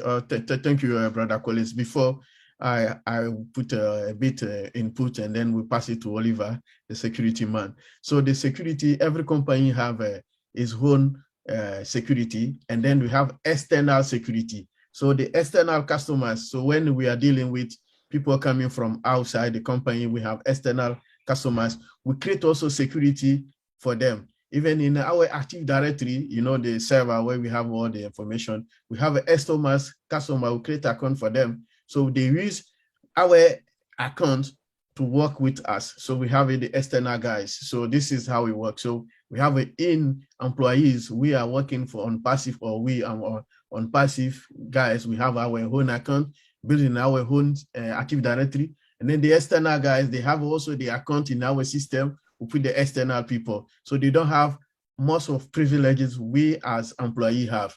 They have a limited access to our system to do the limited job they are in for. So this is how we work. So we have inside and outside guys. So I'll leave to Brother Oliver. Yeah, hi, yeah, thank you, Tony, for that question. We should remember that our security, let me really assure this, our security in ONPASSIVE is tight. It's really, really tight. And before any company will do business with us, they have to perform their due diligence. Their due diligence, one of the most important things when you want to do a due diligence is to make sure that where your data will reside, has to be very, very, very secured. And that is the due diligence that any company that wants to perform business with us has to take that first into consideration, that the security controls are in place, the security posture of that data center where the security is going to reside is well secured, encrypted, at rest, and encrypted in transit. So for that, we don't have any problem with that. We don't have, there should be no fear. Our firewalls are also there in different locations, well taken care of. Our data center is hybrid. The technology that is in there, fiber optic, I keep saying that, IPv6, IPv4 hybrid, we are fine. Thank you. Thank you. I think we have Ash That back good, Tony? on. Thank you, Tony. That was fantastic. That answered my question perfectly. And you can. Thank you so much, you guys. Sorry, thank you, David, Tony. Yeah, thank you. Yeah. Thank you, Tony. Yeah, I'm sorry, the internet just got dropped and I'm back. So I hope we didn't lose the track of our thoughts. Anyway, I was trying to say that I often see companies, even they have some potential for success, but then sadly the preparations happens too late after that viral effect takes place. So even if they have a plan for a good product, but then if they have good flow, a good flood of attraction of customers, sales, if you wish, and they're not prepared at the human resources level, at the technical foundation, how ridiculous would it be for a company like ONPASSIVE to have so many products, so many companies tied up in one, and then go to business, and then we say, oh, got a problem. Now we need to figure out this hosting thing. Now we need to solve these security issues. We are so blessed by design to have this pre-launch and the co-founders phase where we're able to test before we are out open to the public, where failure is not an option. You cannot figure things out back then. So it is really a good thing, by the way, when we go through some small incidents here and there, some you know about them, some you probably would never know about them, all mechanical things, just a headache, you don't need that. Beautiful that we go through that now, not when the clock is ticking, when we're holding somebody's commission or somebody's business or products or communication, or they have complete reliance or dependency on our business or our product. So it is really almost zero risk at the moment, because no harm. Even if we make mistakes, it's really helpful to go through the mistake. There's not a problem that we will be solid or completely secured from that unless we go through it. Failing forward. You've got to go through it. If you don't make mistakes and it sounds perfect, you haven't gotten to your capacity. Things will break. The only good thing now that you want them to break before things are sensitive or you have lives depending on it. Right now, it's like a honeymoon. And that's why you see me very relaxed at no matter how much, resistance we get for the timing or the rush or all that. We all understand the company's best interest is to open and thrive and build and make the billions and all of that. But it will be embarrassing for us to go for a short term and all the dreams and all the things that we have on at stake right now. We don't want to compromise that. So even if we compromise a little bit more in terms of patience and going through the debugging right now and fine tuning and make sure we're fully equipped, and we have gone through those glitches prior to opening for business. That's how you do a long-term business. Okay, so we're blessed that we're going through that now. There's no pressure. There's no life dependency on it. There's no businesses depending on it. So simply founders step by step. So here's what we gather so far. I've talked about businesses fail because they might have a good product, but not a good business or marketing or I would say branding, sustainability campaign or plan. Okay, they would then be in a bad position trying to figure that while they already have the product, and then they have some overhead costs or some staff or any budget, then they get stuck.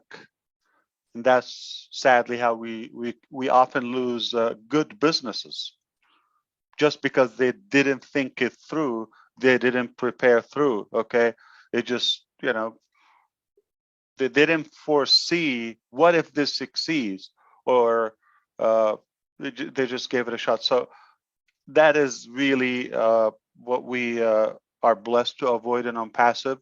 We got the proper plan for expansion, marketing, budget, staffing, all of that prior to going, and then we will see.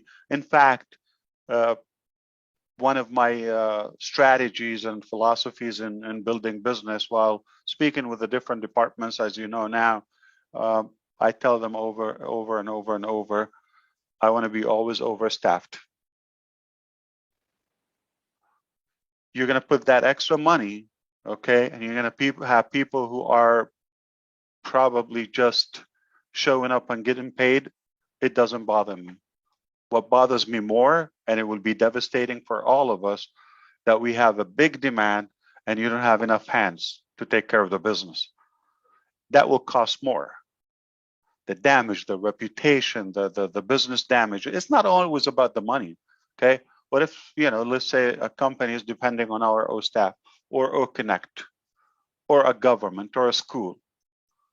And it just like, because ONPASSIVE didn't figure out the business plan or the budget or the marketing and all of that. Now we have a lot of disturbance. We don't want to go that way. Okay, so I feel very good that we have the value. We know the potential of it.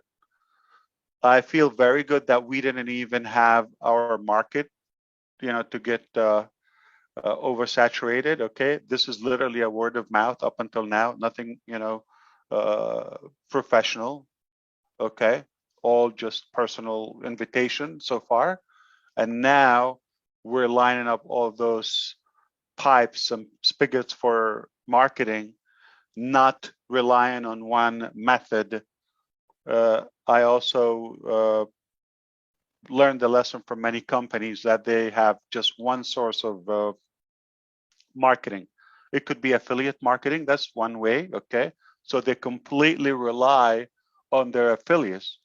So if that's get oversaturated, or people are confused or they don't know, then that becomes problematic.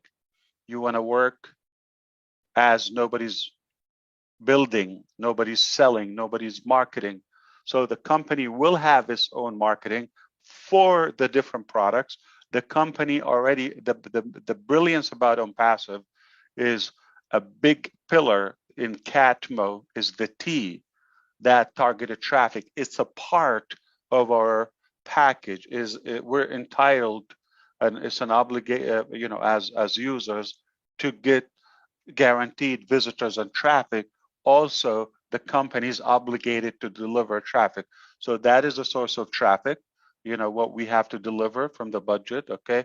The company will not just completely depend on the reseller or affiliate program. We want to sell all the technologies, all the products in every possible way, okay?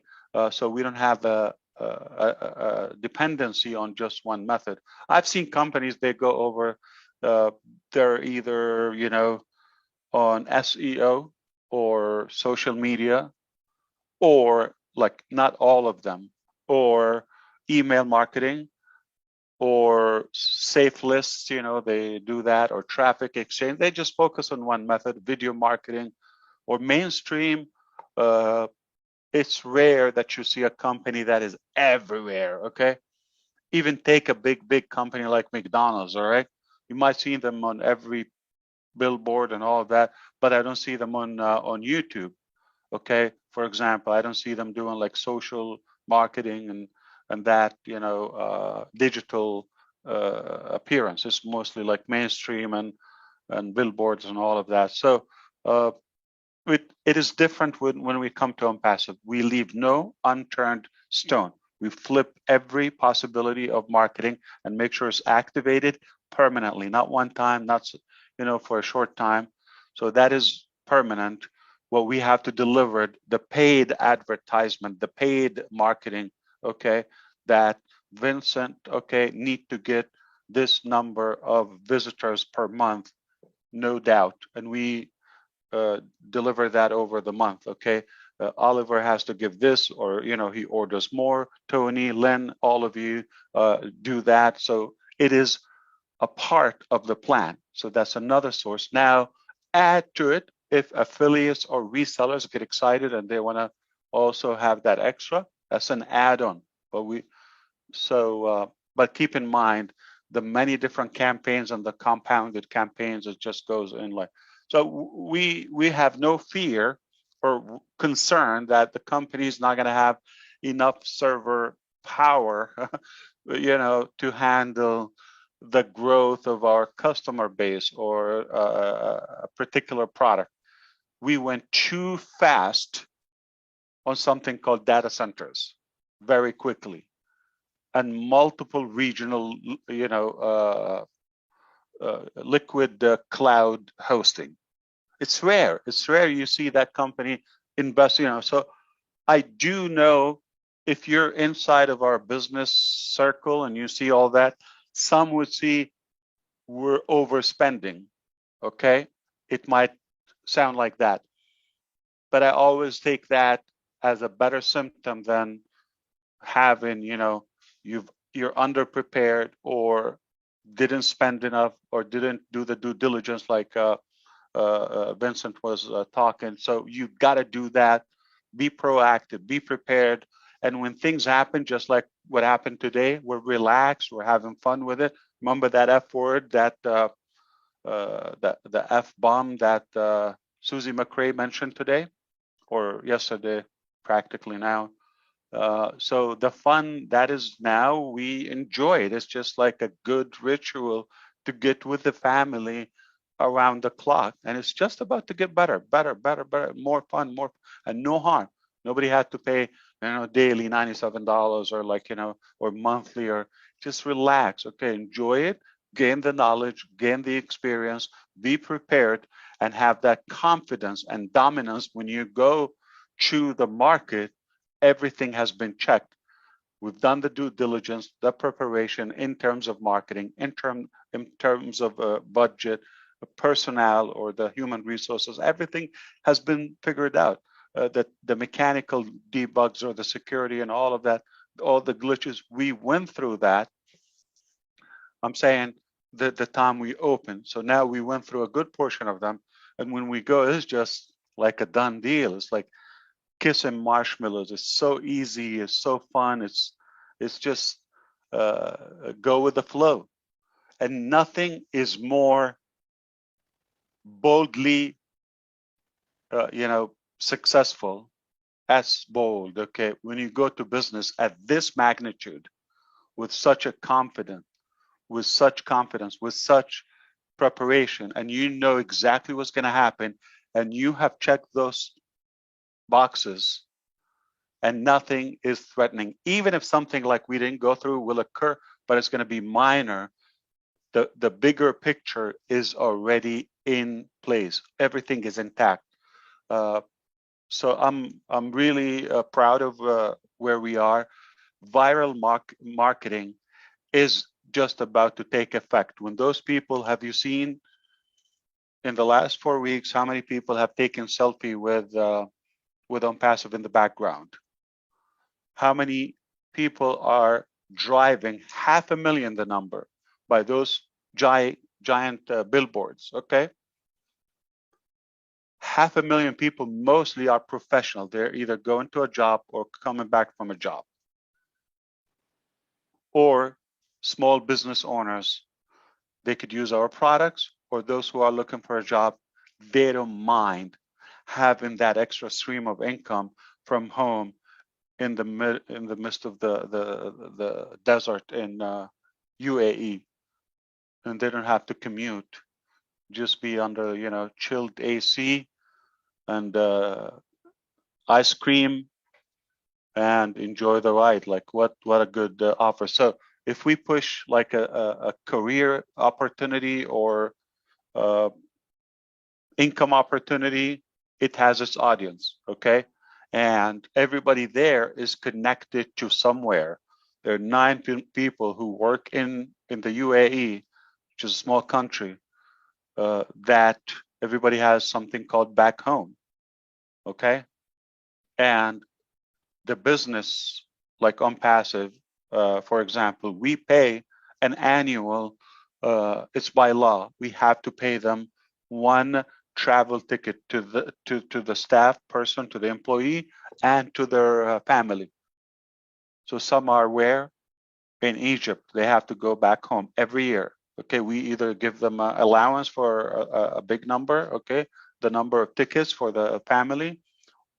We have in the Philippines, we have in the United Kingdom, we have in South Africa, we have, all Middle Eastern places. We have India, of course, okay, Bangladesh, and say with me, yeah, all over the place, Malaysia, this, that, okay. So all those people will return home. What does it mean? That is, everybody's connected to somewhere, another culture, another region, and those selfies are being shared on daily basis. And now you're going to share them back to your sister. Your sister is going to show it to her kids, and it's going to circulate. And not only that, it will start building up that conviction. I've seen that name. I've seen that brand. I've seen that logo. And, I've been on that website. I go to the mall, I see it. I go shopping, I see it. I go to my work on the billboards on the main streets, I see it. I go for dinner downtown, you cannot miss it. I'm taking a cruise in Dubai Canal, okay, evening time, having that musical party or dinner tour they take in the evening, and you're like in the water where it's dark, and you look in that bright place, Dubai, and you see that tall building and you see that big logo from distance. You live there for a month or stayed there, you're not going to miss it. You're not going to miss it. If you're landing, flying, taking off, you're going to see it. And that is connected. That is viral. That is viral. And then everybody will, where they post it, Instagram, Facebook, WhatsApp. Okay, that's what viral marketing is. You use the existing circle of people, personal, TikTok, whatever it is, but indirectly It's not about, we're not selling detergent or, piece of equipment that is just like, look at it, this is how good it is, these are the features, buy, done. We're selling more of a paradigm shift, a concept, a new hope, a new way of living. And it's not necessarily the transactional return on like short term or immediately. We're talking about, we're engraving that name and that brand in the minds of millions. So in a matter of a year, 2, 3 years, it just becomes so, it's a basic, so you do the work, okay, at a scale, but don't expect immediate massive results if your eye is on the long-term return, okay? So it's different, okay? Trust me, we can go ahead and have a small budget, okay? I'm really hoping that you would take this guarantee, okay? We can put an ad where some places, whether it's a printed ad or email marketing or something, where you get like instant by a marketing campaign, like email marketing campaign to 50 million people, one of those big publishers, right? And today you're going to have 5,000, 6,000 immediate founders, okay? But that's transactional. When you stop it, there's no effect long term. We're reverse engineering. We are building long term. So when we do that, the foundations are, oh yeah, that now I know what they're talking about. Okay, so you don't want to over exaggerate, okay, on short term results and undermine and underestimate what could happen long term if you do it strategically, long term, okay, not expecting the little thing. Because plus, we're not interested to have the traffic and ONPASSIVE. So the timing is so cool. It's like so relaxed, okay, almost in that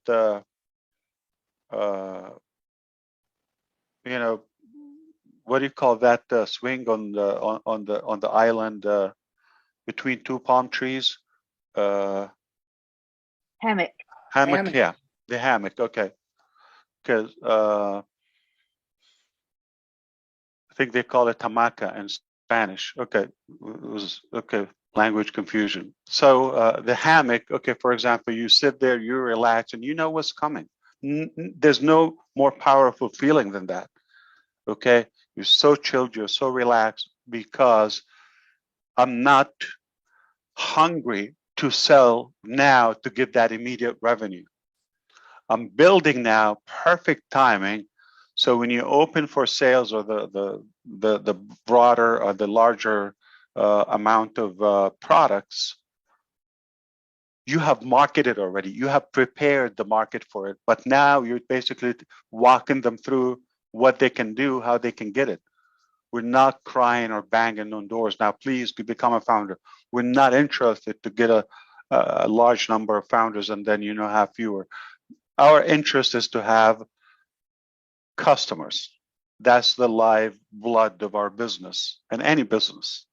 Okay, long-term, sustainable business customers that they are aware, have been educated prior to making that decision, and now when they get in, they're long-term, they're committed, they appreciate the value, they appreciate the convenience, the time they save, they appreciate the budget, the cost of it. So it becomes a longer bond, a longer business sustainability. So that's what we want to focus on. Okay, think long-term and think, what if we will be the biggest business on the planet? And think, what if my name is not Patricia or Lynn or Vincent? If my name is Ash Mufara, I'm responsible for the next 2 billion people. What if that happened? They're going to come to my business and I must be prepared. Okay. And this business is not a small business.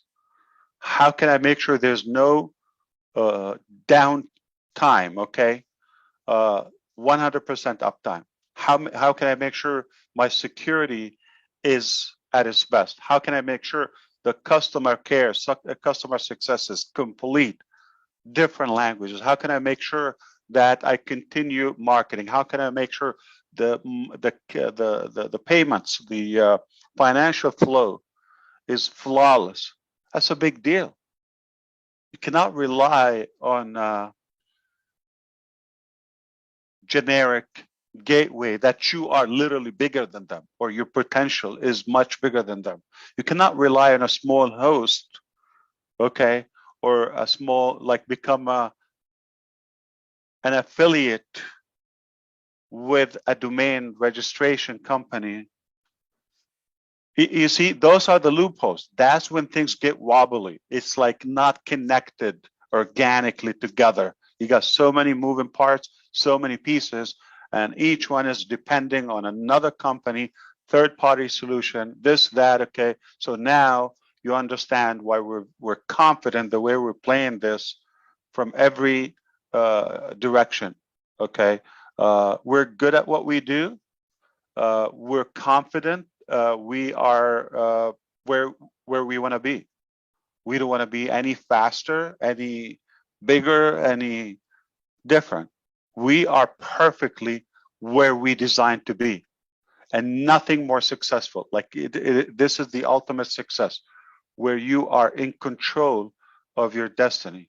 You're not, having to do cross fingers every day. Let's see what the market or how, which wind is going to swing us today. Okay, no, we're completely stable and in control of our destination and our destiny. That's a beautiful thing.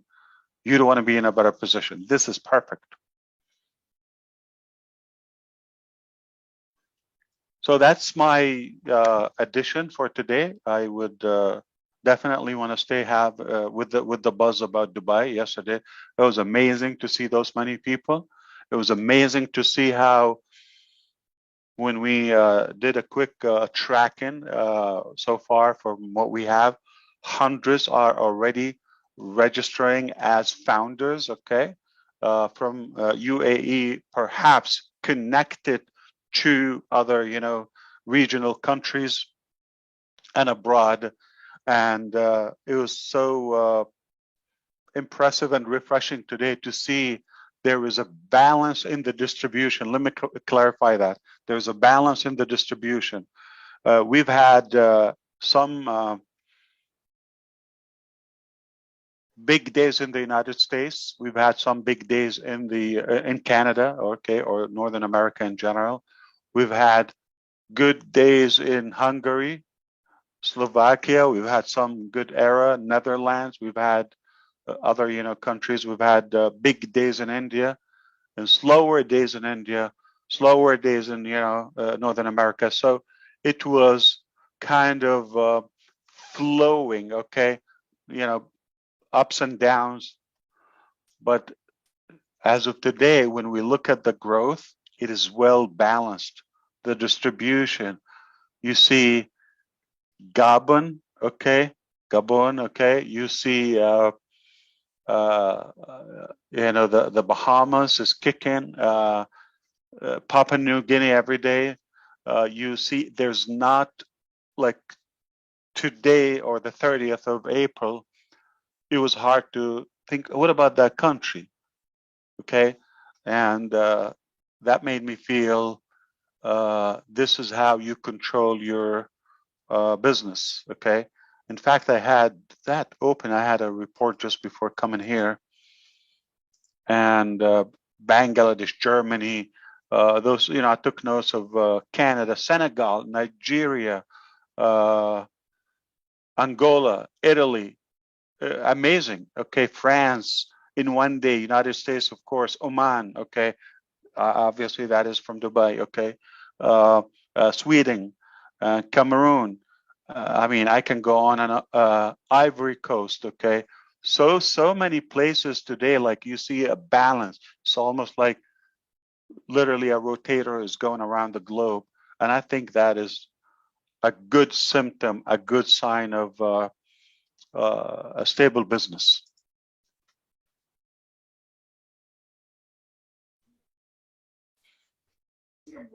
Thank you. Thank you, Ash. Thank you, David. We And really where is Nancy? appreciate for I you. just want to tell her, where's Nancy? She's somewhere in the crowd. She hasn't come on. She's probably in the attendee. We tried bringing her on, but I think she's probably attending an occasion. I'm not sure. She's in church probably, but she's listening in. I want her to run for any presidency, anywhere, any country. We will make sure she's the president. Just for your Is she a information, leader Ash, or what? I am. Tell me, David, go ahead. Yeah, I am actually contesting the national general elections in Papua New Guinea in our local seat, just for your information. So what exactly the position that you advised Marty? There's a lag, David. I'm contesting for a seat in the north. I'm contesting in the national parliament seat as a parliament. Yeah, oh, that's a done deal. Of course, yeah. All right, we just get everybody on passive to vote. But do they have to be within your region to vote for you, or nationwide? Yes. Okay. Yes, in the region. It's a local seat. So can I vote for you or no? Yeah, you're not a citizen I wish we yet. can. We will make you a global citizen. I wish. Yeah, that would be beautiful. Yeah. Well, yeah, Ash, you know, it would be great to have you there. Yes. I want. And it would be great for the community. Yeah. Thank you. It's inspiring. So we have to be in the parliament to be able to push some of the legislations and the policies. So we have seen a lot of things that is not done right in the country. So this is our opportunity to get in. From the people I know in Papua New Guinea, I know David Bakau is one of the people who would serve, who would care, who would really take their responsibility. And I know it's in the best of their interest to elect you, to vote for you. And it will be good for us to brag about, but don't become a big shot. You're going to still be a founder of ONPASSIVE. You're going to come here, okay, and we're going to connect, and you're going to remember our names. I know you're going to be a big deal, but stay humble, okay, brother, okay? Nancy is in the house, Mr. Yes, definitely. I'll be as I am. I know that. I know. I'm very sure, without saying. Yeah, Nancy, I just want to directly, if you are hearing now, thank you, Julie. Just really thank you. Like, you really got my blood, pumping the other night. That was amazing. I was listening from YouTube, and I just see, I see a lot of people everywhere, every day. You're just a quality leader. You're one of the finest materials that a leader should have. And you're made of gold, just like David and all of our beautiful and beloved founders in Papua New Guinea. We're honored to have this quality human being with us.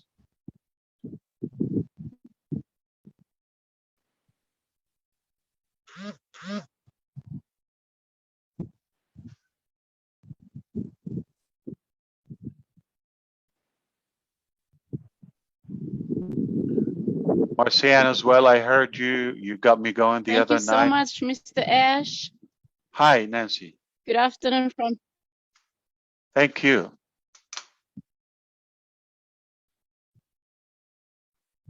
How's it going? There's a lag. I'm going to allow you to talk and see if the sound come through. Go ahead, Nancy, now. We can hear you maybe. Hello? Hello. Okay, good. Sorry, there's a really bad internet connectivity here. So we kept getting kicked out and trying our best to get connected back in. But otherwise, thank you so much, Mr. Ash. You always inspire us. And I'm so very humbled to get words of, love and wisdom from you. And I'm honored to be a founder in this company.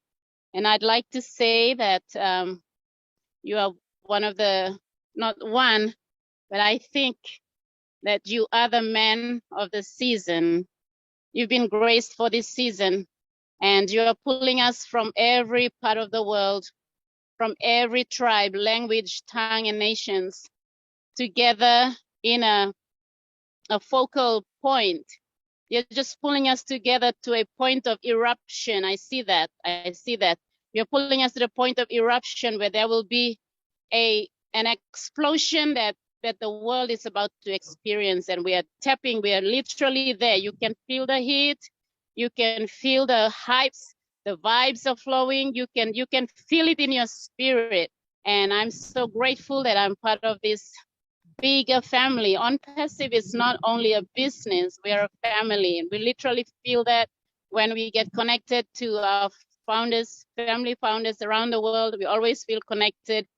There's no company I've seen that has the customers or the founders or whatever you call them in a company that get together like this, and they pray for each other and they send love. And I mean, we've connected so much on a deeper level now.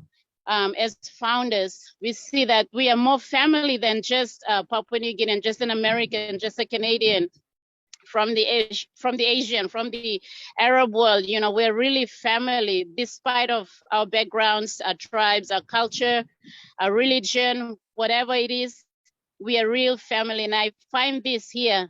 And it has to take a man of vision. It has to take a man who can see the future. That's what I always believe in. We cannot go wrong if we see the future, if the future is in focus, and if we can navigate the present and see that we can. I see, Mr. Ash, you have carved a pathway that has never been done before. And so we are thankful that we can walk this path now. We can see. You've given us eyes that we can see. We can literally see.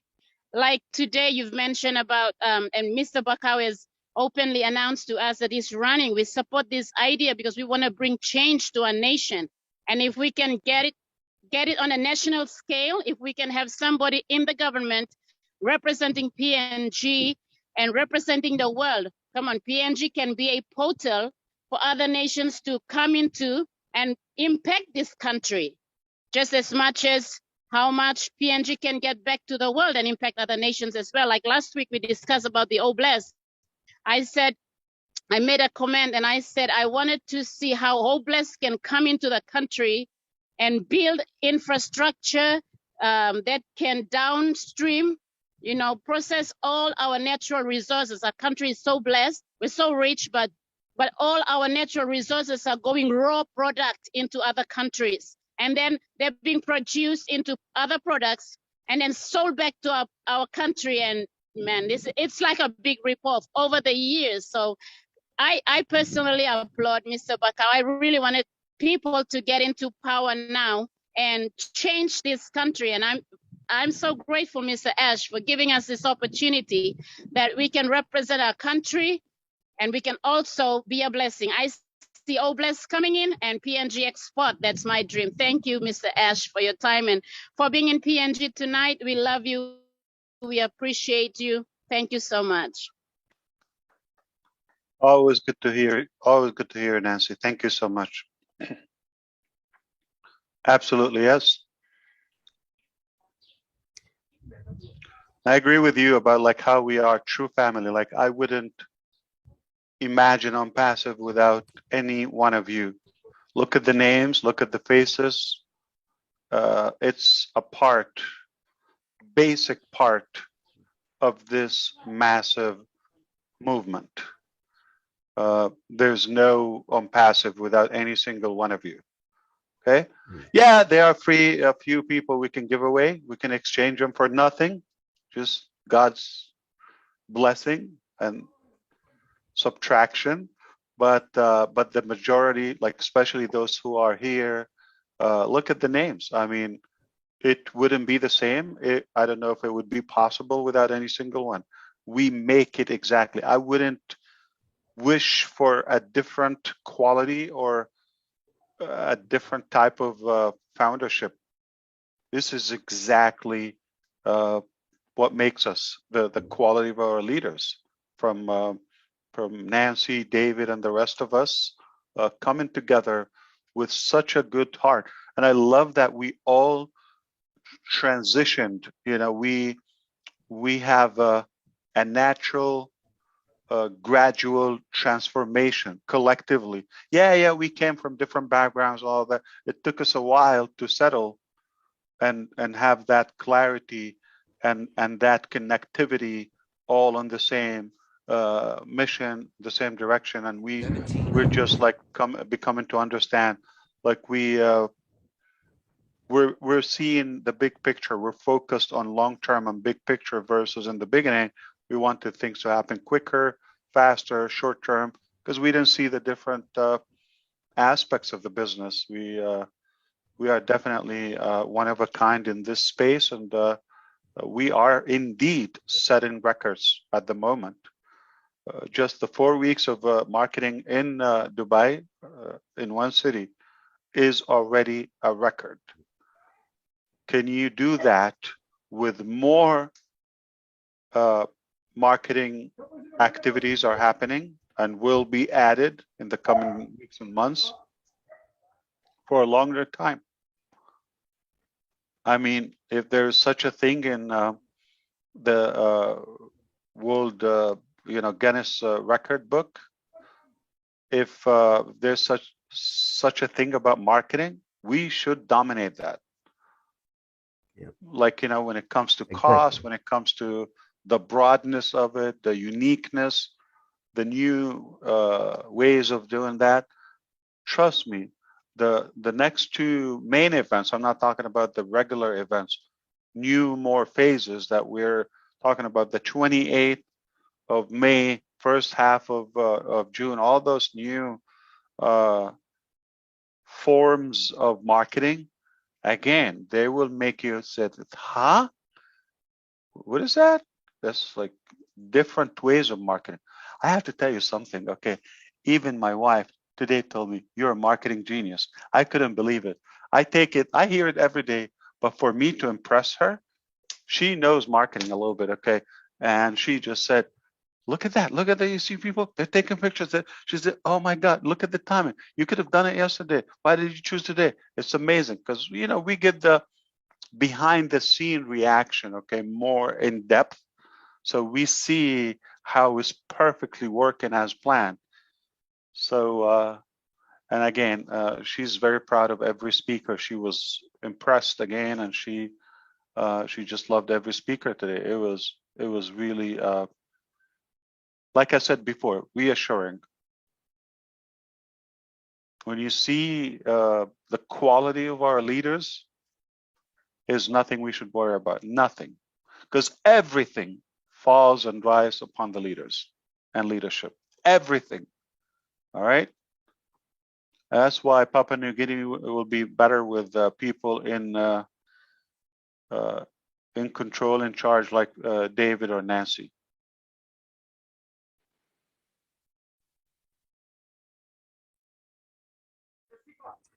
Thank you, Ash. I just wanted to echo. You mentioned when you were closing off the webinar, your speeches in the webinar last night or this morning for us. You mentioned that Papua New Guinea and the smaller nations, the smaller nations like Papua New Guinea would become one of those richest, black richest nations on the face of the earth. Your statement actually echoed what our Prime Minister mentioned when he took over office in this term of parliament. And he actually said he wanted to make Papua New Guinea one of the most black richest Christian nation on the face of the earth. So your statement has basically cemented that, and we believe that. We believe that. That's why it has given us a sense of purpose to be able to play our part in looking for an avenue or where we can be able to contribute individually towards that vision. And that's how we found ONPASSIVE, and we brought it to Papua New Guinea. And, Susie said the word F, fun, and Julie said the word or the letter B for blessing. Yeah, B for blessing. And I want to say G for the word, describing ONPASSIVE. ONPASSIVE is a gift to us. And I believe every founder will be able to resonate with that. ONPASSIVE is a gift to us, especially in Papua New Guinea. It's a gift, it's a blessing. Thank you. And we enjoy it. All right. So FBG. Interesting. We have to add more so we can make it rhyme. Yeah. So by all means, okay, David, so just want to clarify, okay, it's not like ONPASSIVE is going to work in Papua New Guinea different than it would work in Australia, right? Or Germany, or it just because of the business model as we see or foresee ONPASSIVE as a wealth equalizer, okay? It is no secret that brown people, or nations of brown people dominant, economy is usually, not that great. Okay. So it is a fact, not that we want to differentiate or do that, but it would be an honor for ONPASSIVE to have such a formula that works exactly in Kenya as it works in Argentina or Canada or Netherlands, okay, without any bias, without any discrimination. So that is, what I feel because of ONPASSIVE. And of course, the thing is probably in the back of my head is I don't think it's a bad thing for us to be more compassionate with countries in need. They need almost like a stimulus plan, a faster rescue plan. So for example, a place like Haiti, okay, when they go through the national disaster or catastrophe, like the earthquake they went through in 2011, example, like, they're beaten up already by default. You add that to it, now the country is apart, okay? It's just devastating. So there's nothing wrong of you having a specific campaign like the one we're working on some African countries, just providing at least clean water for now. Then we talk, okay? So those are basic. So at least to get them to the ground level, like Papua New Guinea, have them have a good stable internet, good electricity, good, safety, okay? So if we get it to the normal level, then it's fair to say, then it's like everybody at the same level, and now we can build higher. So there's nothing wrong of having that compassion for some countries or small islands that are in need, okay? They're devastated.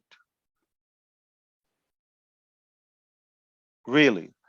So just don't take it as like we're picking it just where the need we go, okay? Yeah. And that's why, in fact, when we talked about Bless session the other day, we talked about we want to flip the picture. I want to clarify on the record, I wasn't talking about everybody to invite one as a founder. That's probably too late, okay? I was referring like, in the business, set somebody to have a business, to have the tools, have a device to operate the business, help them with a bank account or card or some way to, run the business. It's a small business in the beginning. If you give them to that point where you give them the key, okay, technically it's a password, it's not like a physical key, and you equip them, they can take control of their business and navigate. You saved a whole family or one individual, and them doing that and allowing the company to help them promote and to market and help them, with the automation that our brilliant brothers talked about. Okay, so that's how we can all go on passive technology and the replicated work that works for all of us equally. Okay, so I believe it is just a fair thing to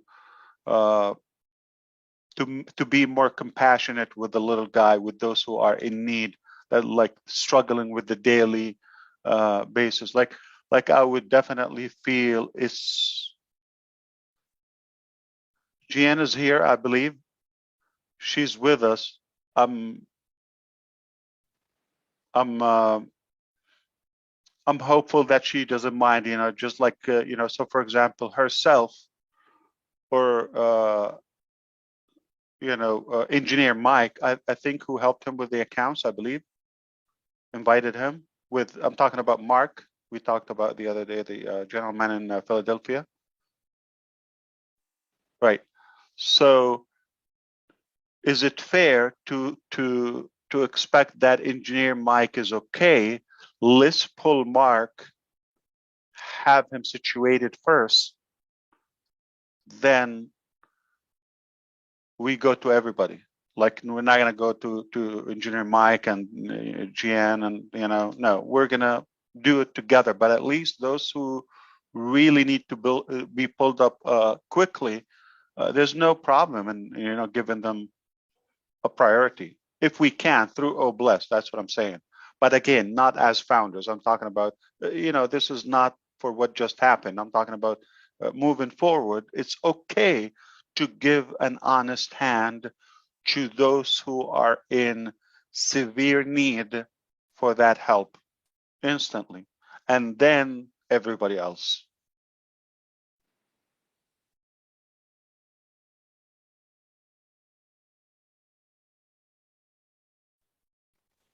So that's why I mentioned, if we grow to 100 million or 10 million, whatever number is, and everybody get one, and then repeat this again, in some time, we would rescue those probably 1 billion people who are either below the poverty line globally, or suffer starvation, or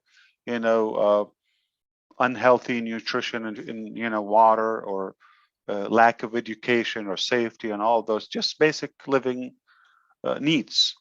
So if we flip the picture and look out for the little guy first, I don't think it's a problem. But it's not taken away. Remember, those who are in already, those are benefiting along with that. So there's no problem of. So I just don't want anybody to misunderstand. When we talk about these small minority nations, okay, with almost no allies, okay, because they're not that rich. They're left alone. It is a good thing for us to look up for them as a priority, in my eyes.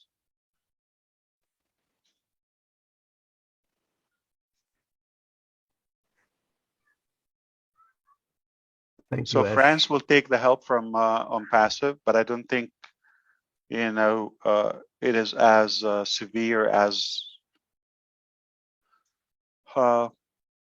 Cameroon or Papua New Guinea or Nigeria. Just to get the water, to get the electricity, get the power, get the basics. They have those, okay? But eventually everybody is deserving to benefit from that movement in ONPASSIVE.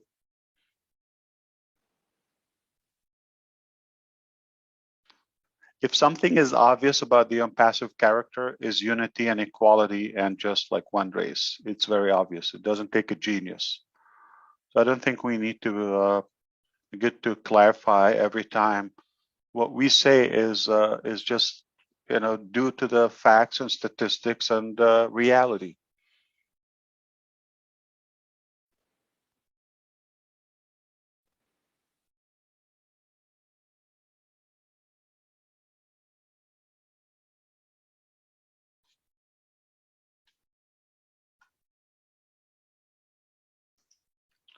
And what's amazing, David, people are not going away. So I hope you you have something to tell them, because I don't see them going away. They're coming. Yeah, in fact, the number is growing now. I can watch it on the screen. Everywhere on Zoom and YouTube and all of that. So I think let me make some coffee now. Okay, Lynn, you want to invite some people to speak, or have their appreciation mentioned here? Arnold Lakamanga, you want to make say something here to our CEO?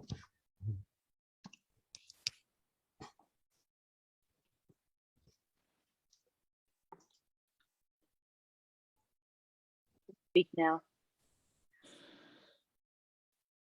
Thank you. Thank you, David. And thank you, Yas, for gracing us this afternoon with your presence here. I would like to echo what Nancy and David has actually stated when they mentioned about how PNG can progress with ONPASSIVE.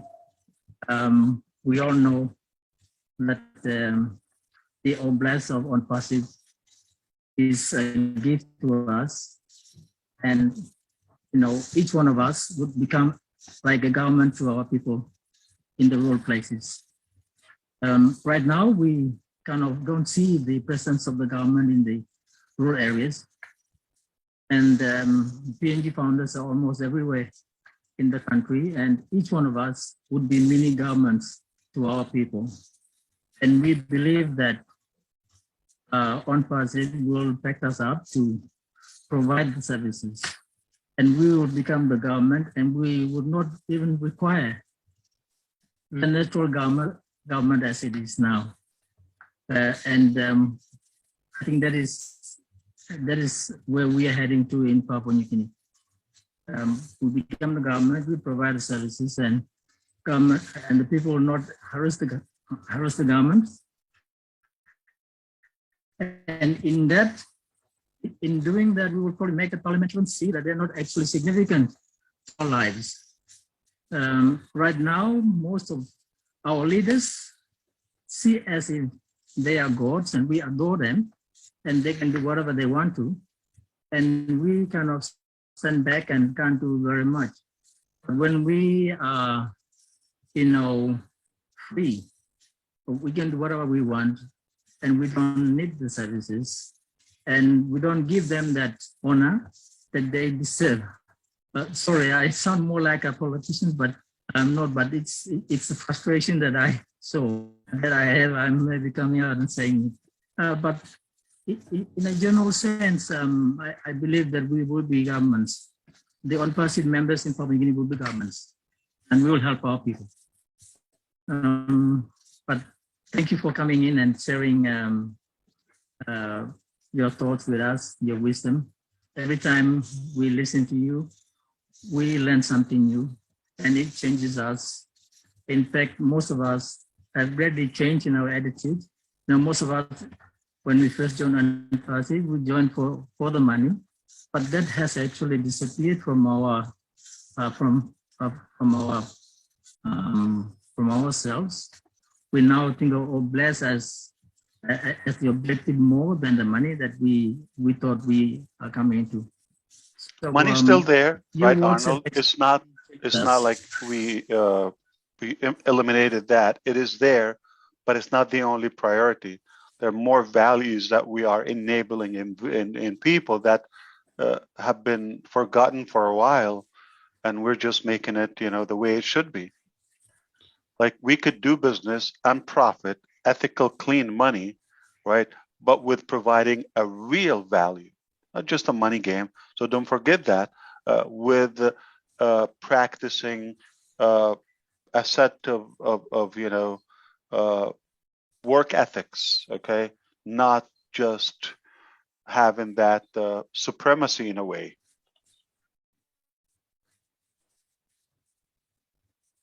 Correct. Yes. Thank you. We understand that. But anyway, that is all I can say.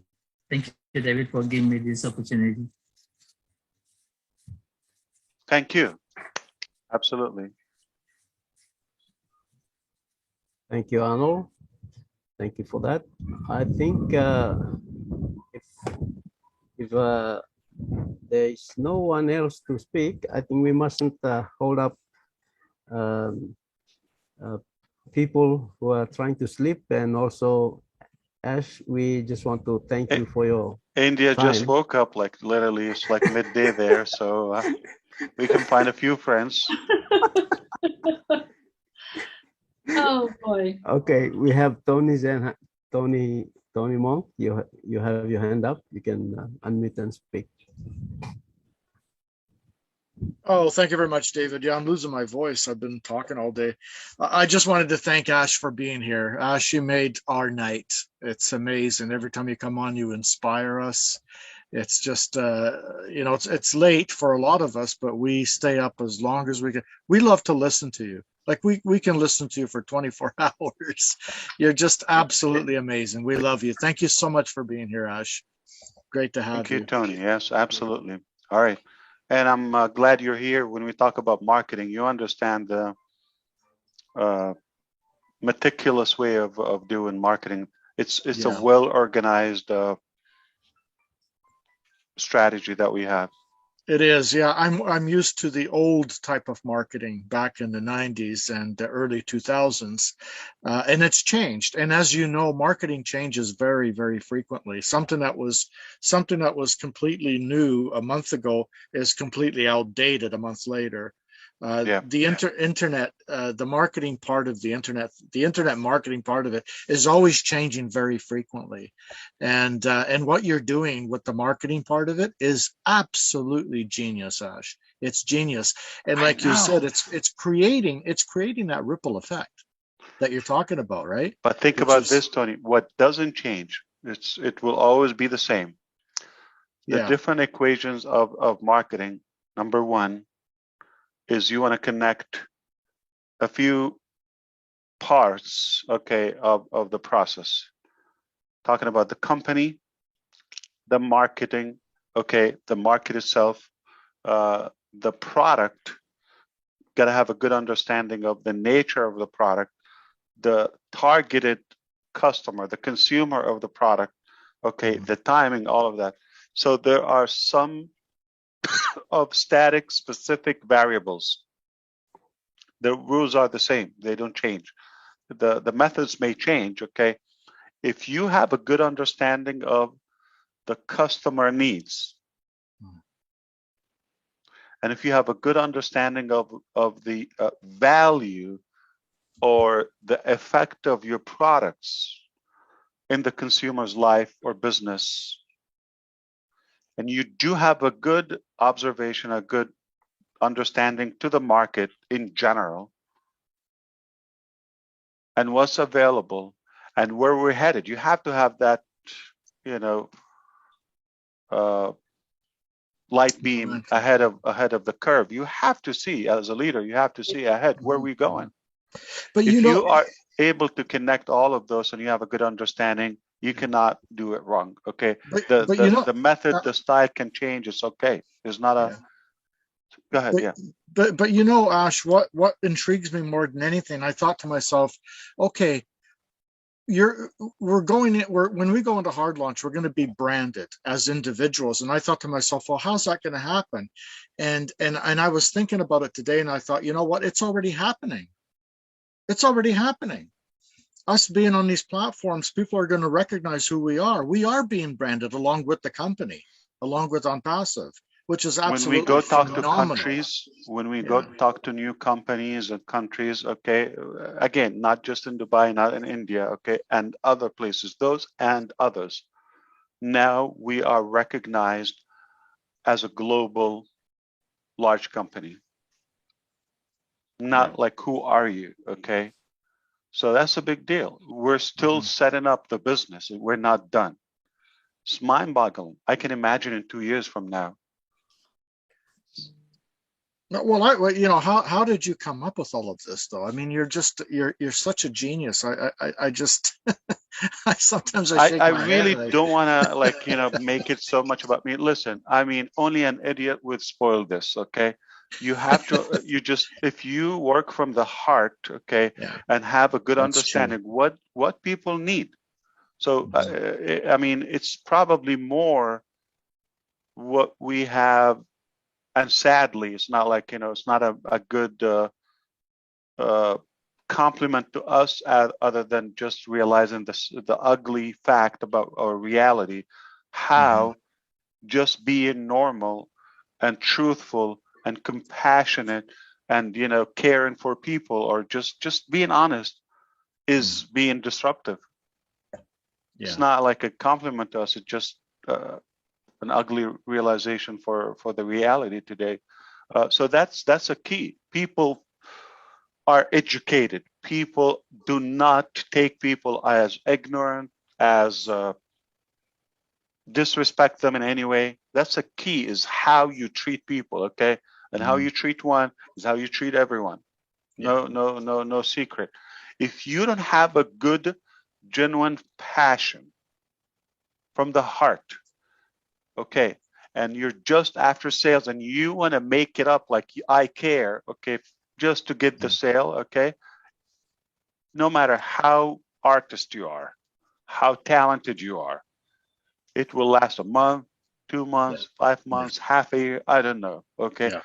But it will break at some point and people will realize it. People with the communications, we're on the screen, like you see, and you said yourself, 24 hours. Yeah, I mean, yeah, you could, somebody, you know, getting to know you the first day, but if somebody's listening to you every day, I know, others know, if Tony is genuine, if he means what he says, we will know his heart. What makes him, you know, awake until 3:30 a.m. on a Sunday morning, right?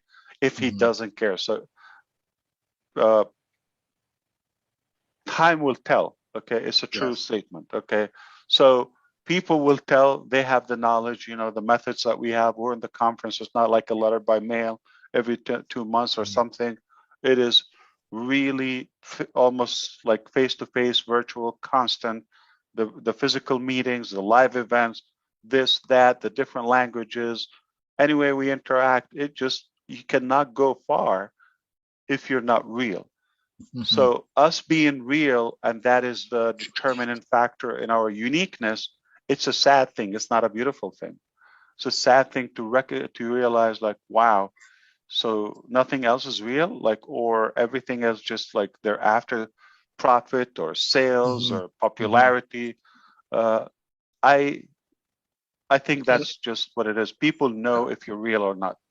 And it's been part of the old mentality of marketing, Ash, for, as you know, for the longest time, what you're talking about. And what we're doing here now with the strategy that you've been building is being built from love and compassion towards humanity. And I see that. And I'm so proud to be a founding member of something like this. Bless you and your family, Ash. Thank you so much. Thank you, Tony. I hope your family is good. And I'll give it to, I think Niraj has got his hand up, so I'm gonna. Yeah, so Tony, as you mentioned, don't go away, please. Okay, so people do business with people. If I like you, it doesn't matter what business you do or what product you have.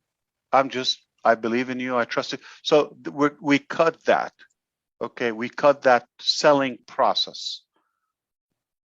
That is the brand. So I believe in you, I know you, we've done business, that's done, okay?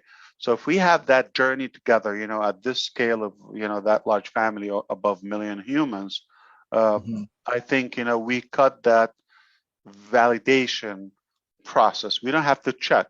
Okay. So what I'm trying to say, ONPASSIVE is not God. It's only a vehicle. But us together, that what makes any business. So we decide to do a different business. Like I talked to Marty DeGarmo. I don't know if he's still awake. I'm sorry to keep him. Oh yeah. We said even if we sell, I don't know where we're talking about Burj Khalifa or somewhere. If we open a taco shop. I don't know if somewhere they don't know tacos like in different countries, but some Mexican little tortilla with toppings in it, and if we do sell that in ONPASSIVE or whatever the business name is, we will succeed. It's who we have and the culture, the mentality, the character, and how we do business. Okay, perhaps having chosen us to choose that AI, a futuristic value, along with automating the internet. It's basically a remake for the internet, an extreme makeover of the whole internet, combining all of that in one place, one sign-on. You have everything at your fingertip, automated, like the engineers were talking, secure, doing the work, having staff to take care of that, and us enjoying the ride, that effort. Okay, so just it's a beautiful. It doesn't take a genius. We have a perfect model. We do. But say tomorrow we want to add. Okay, I can't wait for just like the day we say no more founders. You're just gonna hear a bomb after bomb after bomb after bomb, because I don't want it to. I don't want it to sound. The reason I just want to clarify to you: if I go ahead and throw a bomb right now, okay, what would it sound or could be misinterpreted? Okay, how people could take it? Yeah, how it might sound like we're pushing people or hyping people up to say what is happening in order to get a few more founders, which is far from the truth. Okay, and the other side of it, we don't want to talk too soon. Just when things shape up better, and stable, and more enhanced, we can say, oh, by the way, we have this. Now we don't have to have it. Trust me. What we have nothing to do with what we talked about a couple of years ago and up until now with Go Founders, with O Founders, with an ONPASSIVE scope. None of that is mentioned. Do we have any obligation to add it to the ONPASSIVE revolution? No, zero. It's only a choice, but we love it. So for it not to be misunderstood in a way, okay, or mixed up, okay, it will be that stack in the cool and that earthquake effect where it's just really vibrant, like my goodness. So there's no rational shadow of a doubt why would this company do it unless they really want to make a difference from the heart.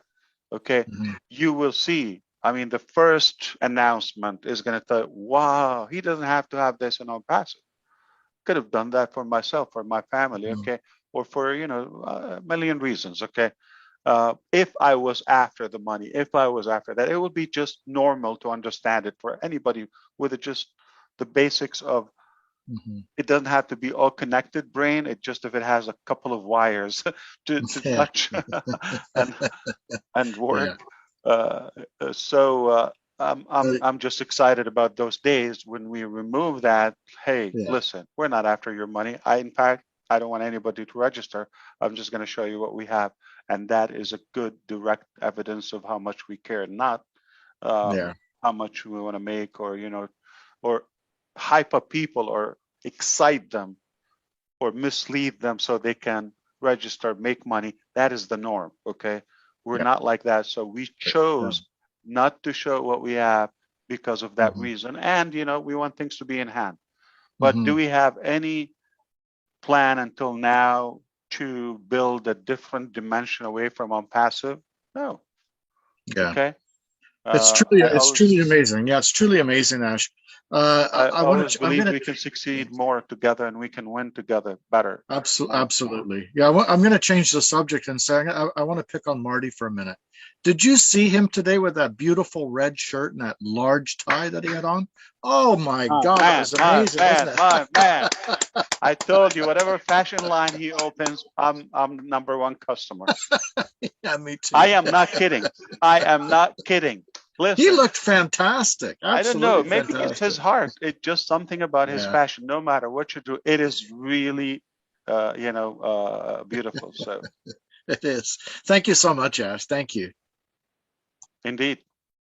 So you want to go you, back to Tony. Lynn? Yeah, or David. Go Tony. ahead. Okay, I just have Niraj there, and after that Pratap, and we will wrap it up. All righty. I'm going to just remove a couple of you on the pin so that I can bring the other two down. If you guys don't mind, don't feel insulted. All right, I'm going to bring in Niraj right now. Go ahead and unmute yourself, Niraj. Thank you for giving me this opportunity. So I'll make it very quick. Julie talked about blessing. B. Susie talked about F. David talked about G, give, and you asked if we could make a word out of it. So the word is wild, a bit wild, but it is a word, and the word is hug, boyfriend. So it is H for humanity, U for unicorn, G for gift, B for blessing, F for fun.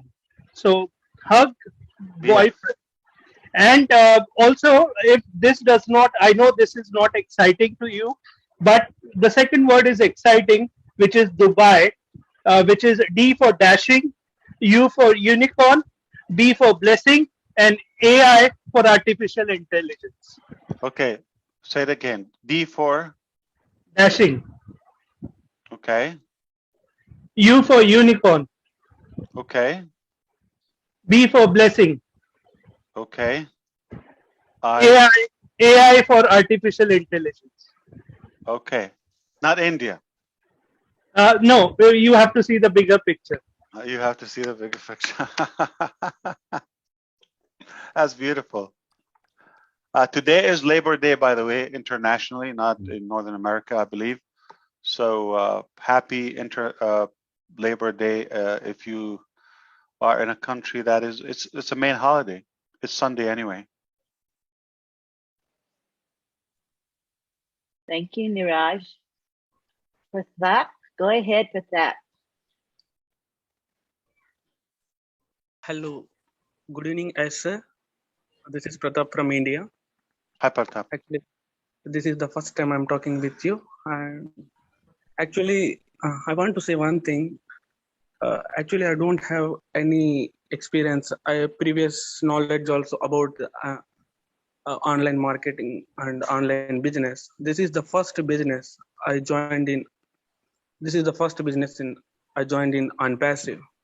But I learned a lot of things in Unpassive because our leaders and amazing. They are amazing. I learned a lot of things. And after watching Burj Khalifa, the marketing campaigns, I remembered my college days because of I am the student of Bachelor of Business Management. It means I remember these 5 pieces. It means place, product, and promotion. How to promote the product and how to create the brand in the environment of society. It's really amazing, sir. I can't express my happiness. I'm really wondering, and Marty and our leaders also, lots of members are saying Mr. Ash is a marketing genius. So now I can understand why they are saying before Ash is a marketing genius. Thank you so much, sir. Thank you so much. And special thanks to Lynn Nakamoto. She is a very wonderful lady. She helps a lot. And Narel Wekan and Chris Johnson, Ivan Mackett. These people are helping a lot. Thank you so much, Indeed. sir.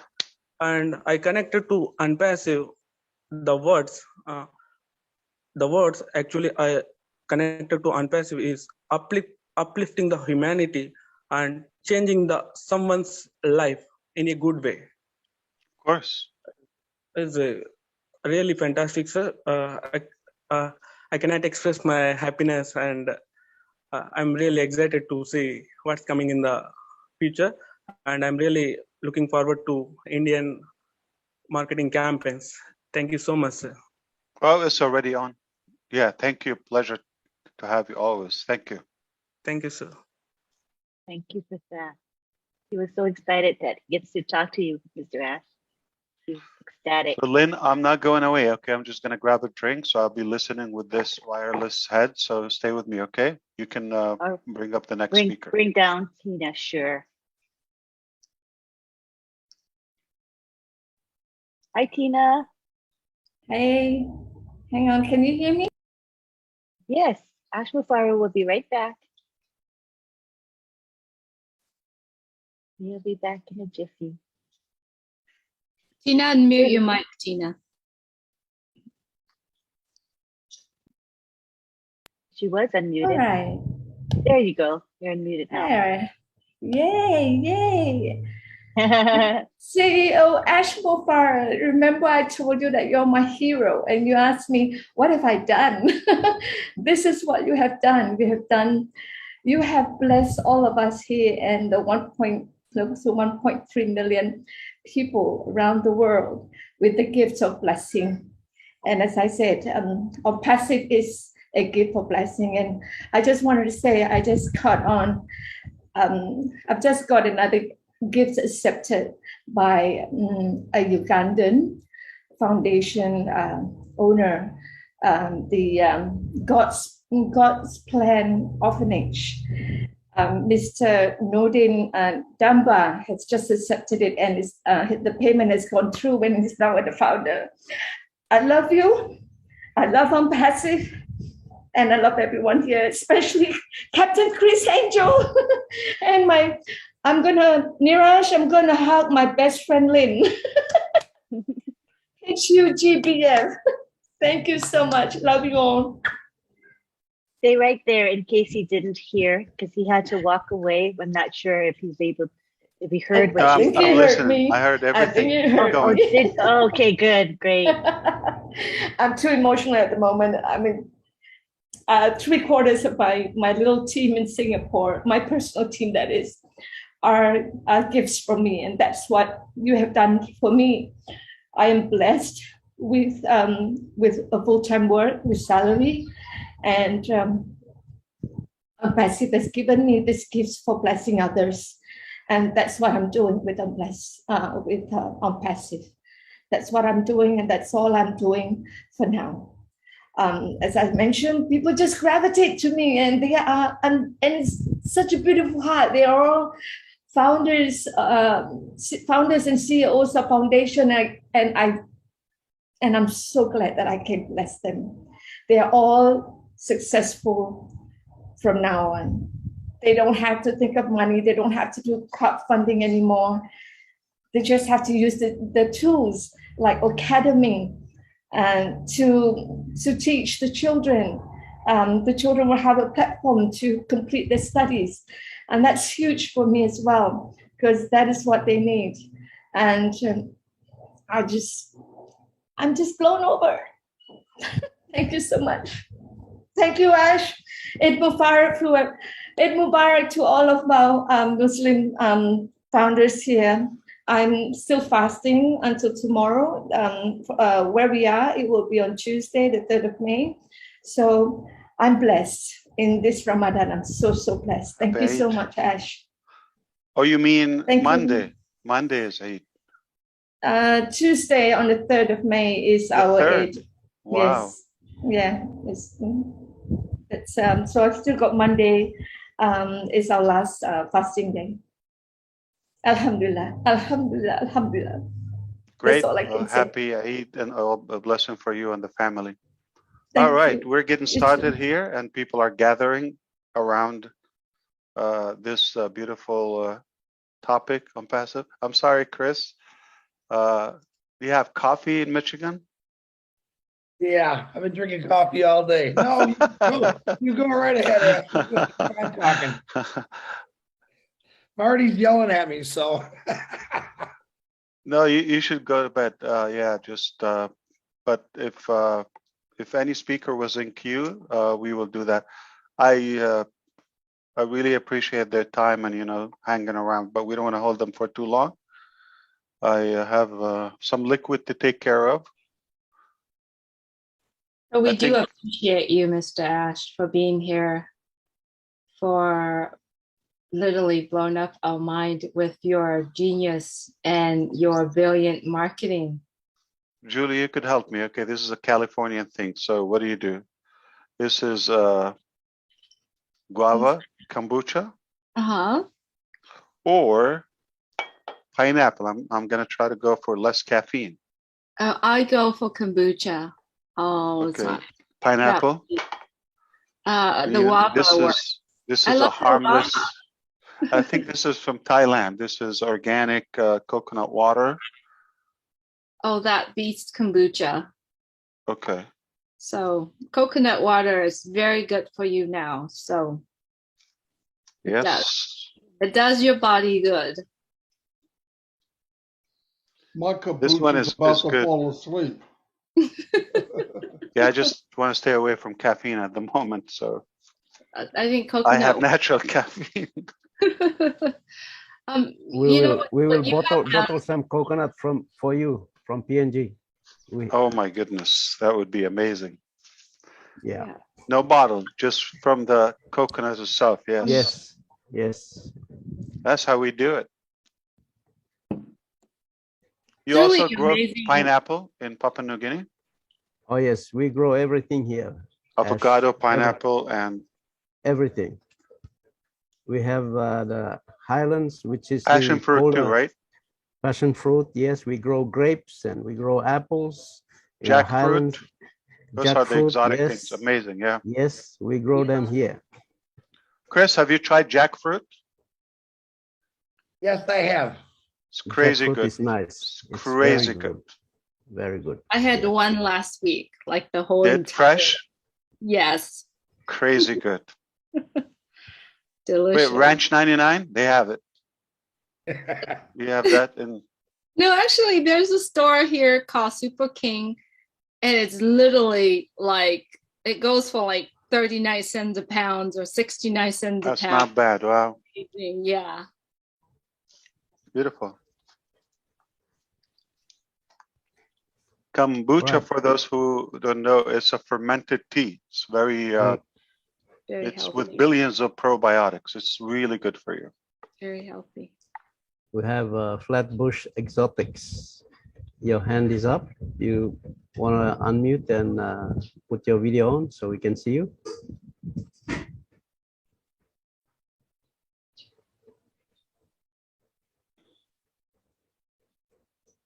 Doesn't look like a real name, so.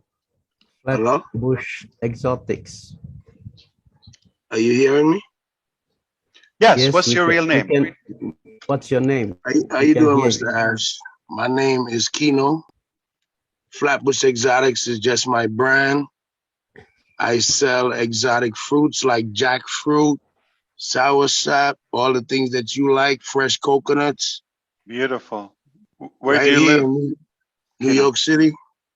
I can't put on the camera right now because I'm in the bedroom. But yeah, what keeps you up? It's almost 4 a.m. in New York. What happened? Love. That's it. Unpassive syndrome. Okay. Yeah, unpassive syndrome. But I just want to thank all the founders first. Why? Because people say that people can't get together, people can't do things together, people can't this, people can't that. But we are changing that paradigm shift right now. And it's because of the thinking of you, Mr. Ash, and many other founders. But I just want to say that I rejected this company for 1.5 years. Ouch. And I keep saying, give me something where I can make some real money. Things is hard, man. I'm $97. This doesn't look like it's something going on here. All right? I'm in New York City. You know, when we roll, we roll. Yes. So, you know. Manhattan, where? Queens, where? Brooklyn. Brooklyn. Yeah.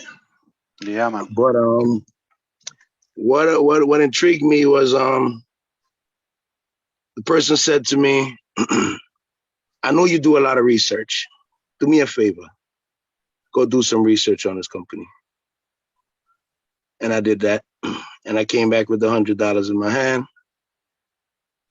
Gave it to him. It was like, sign me up. Didn't do anything for about a month and a half. But after that, sometimes things takes a little while to drive in. And then after I drived in, I fell in love with the aspect of giving, because I do that every day on my job. I give away to the homeless every day. I have them clean up for me. I pay them. Whosoever is passing and don't have it, they could stop by me. If they don't have it, they got it. So Old Bless kind of intrigued me to get more involved. So I just want you to know that we're getting ready. We have T-shirts. We bought T-shirts. We're about to get them printed tomorrow, send them out. Old Bless NYC. And we're going to be giving out free food in the near future, things like that. So we have a little team, and we just want to show that we contributing from the heart, and we're going to try to do our best with whatever we have. Right now, we're working on trying to get showers in the, poverty areas that some of these people just need to take a shower. Sometimes it's just some water. That's it. Could change your life. So, like I said, Flatbush Exotics is just my brand. I sell exotic fruits from all around the world. My name is Kino. Anybody can get in contact with me, flatbushexotics.com. flatbushexotics@gmail.com. And be ready to rock and roll, baby. So that's all I have to say. And may God bless everybody. Who are your that's clients? There. Retail or like more? It's more retail. Markets, supermarket. Okay. It's more. I sell on the street. I'm a vendor. Okay. So I get in the grime. I get in the down in the dirt. I see it all, brother. So it's. So you pick random people to work for you, help you up, help you just out. Just people that I know in the neighborhood that been homeless for years, and sometimes they might need a little job here and there to clean up after I'm done. People might say, "Oh, why you need them there? Why this, that, the other?" I said, "That's it. That's what they want to do. What you want me to do? Don't assist them because they're homeless." No. But one of the ideas we've talked about is like, why not, become financially strong, and each one of us would have the ability to employ a couple of people. So that's another way. So you could help one by sponsoring them, help them get set up, help another person to literally work for you, offer them a job. So you lifted 2 people. That's mind-boggling. Company get 1 or 2 for you. It's a life changer. Definitely. Definitely. Well, good to hear you, and thank you for staying up late just to be around the family. Not a problem. Thank you, Kino. We appreciate your feedback. I think we're gonna wrap up now. And on behalf of the OTech pros, thank you, David Bakau, for your invitation. We hope that we provided information about the product O Bless in a way that people could understand, and for us to now appreciate O Bless and the fact that ONPASSIVE through AI will drive targeted traffic for us, and how O Bless is not charging any fees. So whatever is given to a campaign cost stays at campaign or cost. So it makes So people just to appreciate what we have, you know. Thank you to all the participants today. We had quite a few hands raised, good comments, great questions. Very, very awesome webinar, David. Good one. Thank you so much. And thank you to Ash Mufara for being present today and spending quite a bit of time with us. We appreciate that. Thank you to Julie and Chris for always being of support. And of course, to Marty, who opens up this webinar and streams it on YouTube. We appreciate you. And so at this time, we would like to have you unmute yourself and say aloha and bye-bye until next Sunday. Please join us again. I mean, Saturday at midnight. Please join us again. I'll unmute everybody. Thank you, Lynn. Thank you, Lynn. Aloha. Thank you, Mr. Ash. Hi, everybody. Thank you, Ash. Mr. Ash, for being with us. Thank you so much, Ash. Thank you, sir. Thank you, Lynn. Beautiful webinar, David and Lynn. Marty, Big Guy. Marty, Miss Lynn, and Bye, Chris. Chris. Thank you, thank you, thank you. God Miss bless you. Angel. God bless you. Good night from Houston, Texas. Not time to sleep yet. Thank you, Momodu Jalo from Maryland. Yes, David. bye-bye. Bye-bye. Good morning, good morning. Good morning, good evening, everyone. Thank you. Good night. Good night. God bless you.